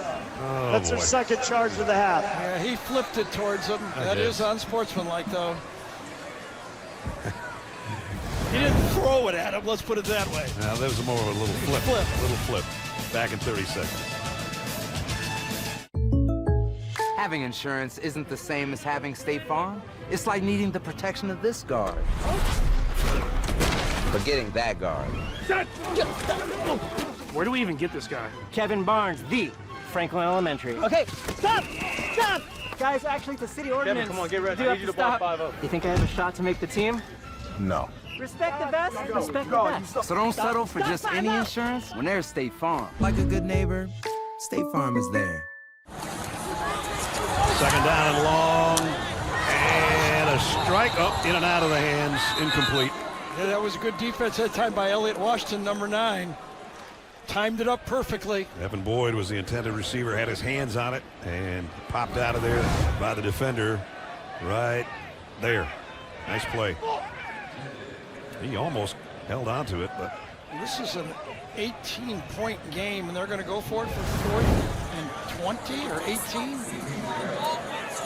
It's 3rd, isn't it? 3rd down, or is it 4th? Oh, I saw 4th over there. They have 4th down over on the sideline. The down marker has 6 4th. has 4th. We have 3rd, you're right. On the field, they both say 4th. Yep.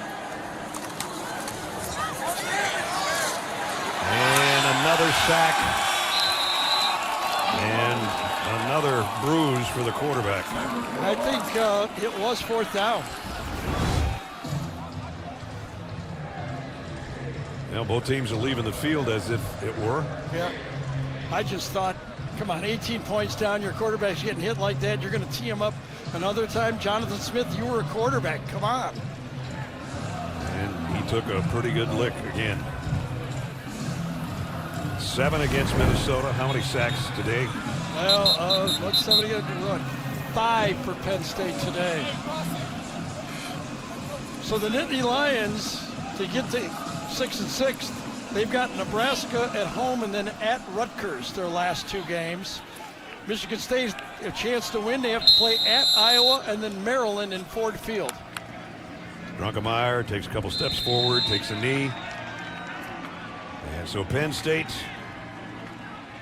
after so many close losses and 6 straight losses, going to finally snap that. And the last time winless in conference play is 58, and there was a tie in there. Yeah. And it's going to be 0-7 here in just a few seconds. Yeah, Jonathan Smith will be under a little pressure right now. This is the first time since 1980 a first-year coach, a new coach, has lost his 2 back-to-back losing seasons as a first-year coach. Well, there's an interim coach that's pretty darn happy. The guy that basically said, I bleed Penn State blue, and didn't want to get a head coaching job this way with James Franklin being fired, but he gets his first win, and he's going to get a ride from his players. That's awesome. Fantastic. A win feels so good, doesn't it? Yep. 28-10, our final. And a happy wet Terry Smith.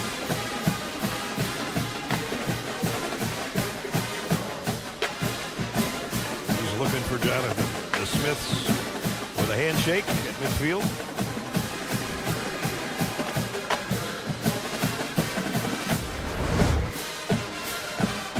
And a little ride on the sideline.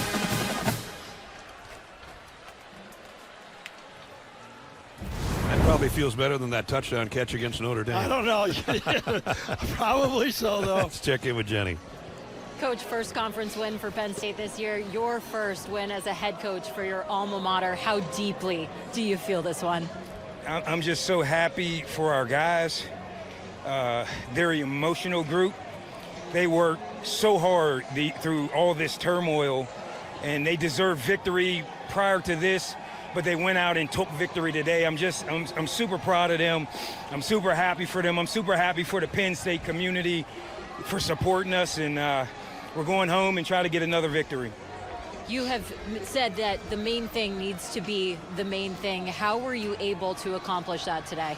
Yeah, we just keep our guys focused on playing hard, playing aggressive, staying together as a team, playing as one, playing for the brotherhood of Penn State. You know, and we all love football. So this is what we want to do. We chose to do it, and I'm just happy these guys got a victory. How can a win like this help propel you to finish off this season the right way, get bowl eligible, and just finish strong? Yes, momentum. We finally know what it takes to win. We finally know what it takes to finish a game and close a game out and end the game on our terms, taking a knee. Offense with an amazing drive to go all the way down the field. Then the defense with the stops. It was a total team effort. We had a block kick, special teams. That's how you win. Everybody's got to contribute and do their part. Congratulations, Coach. Thank you so much. Terry's going to go in and get warmed up a little bit.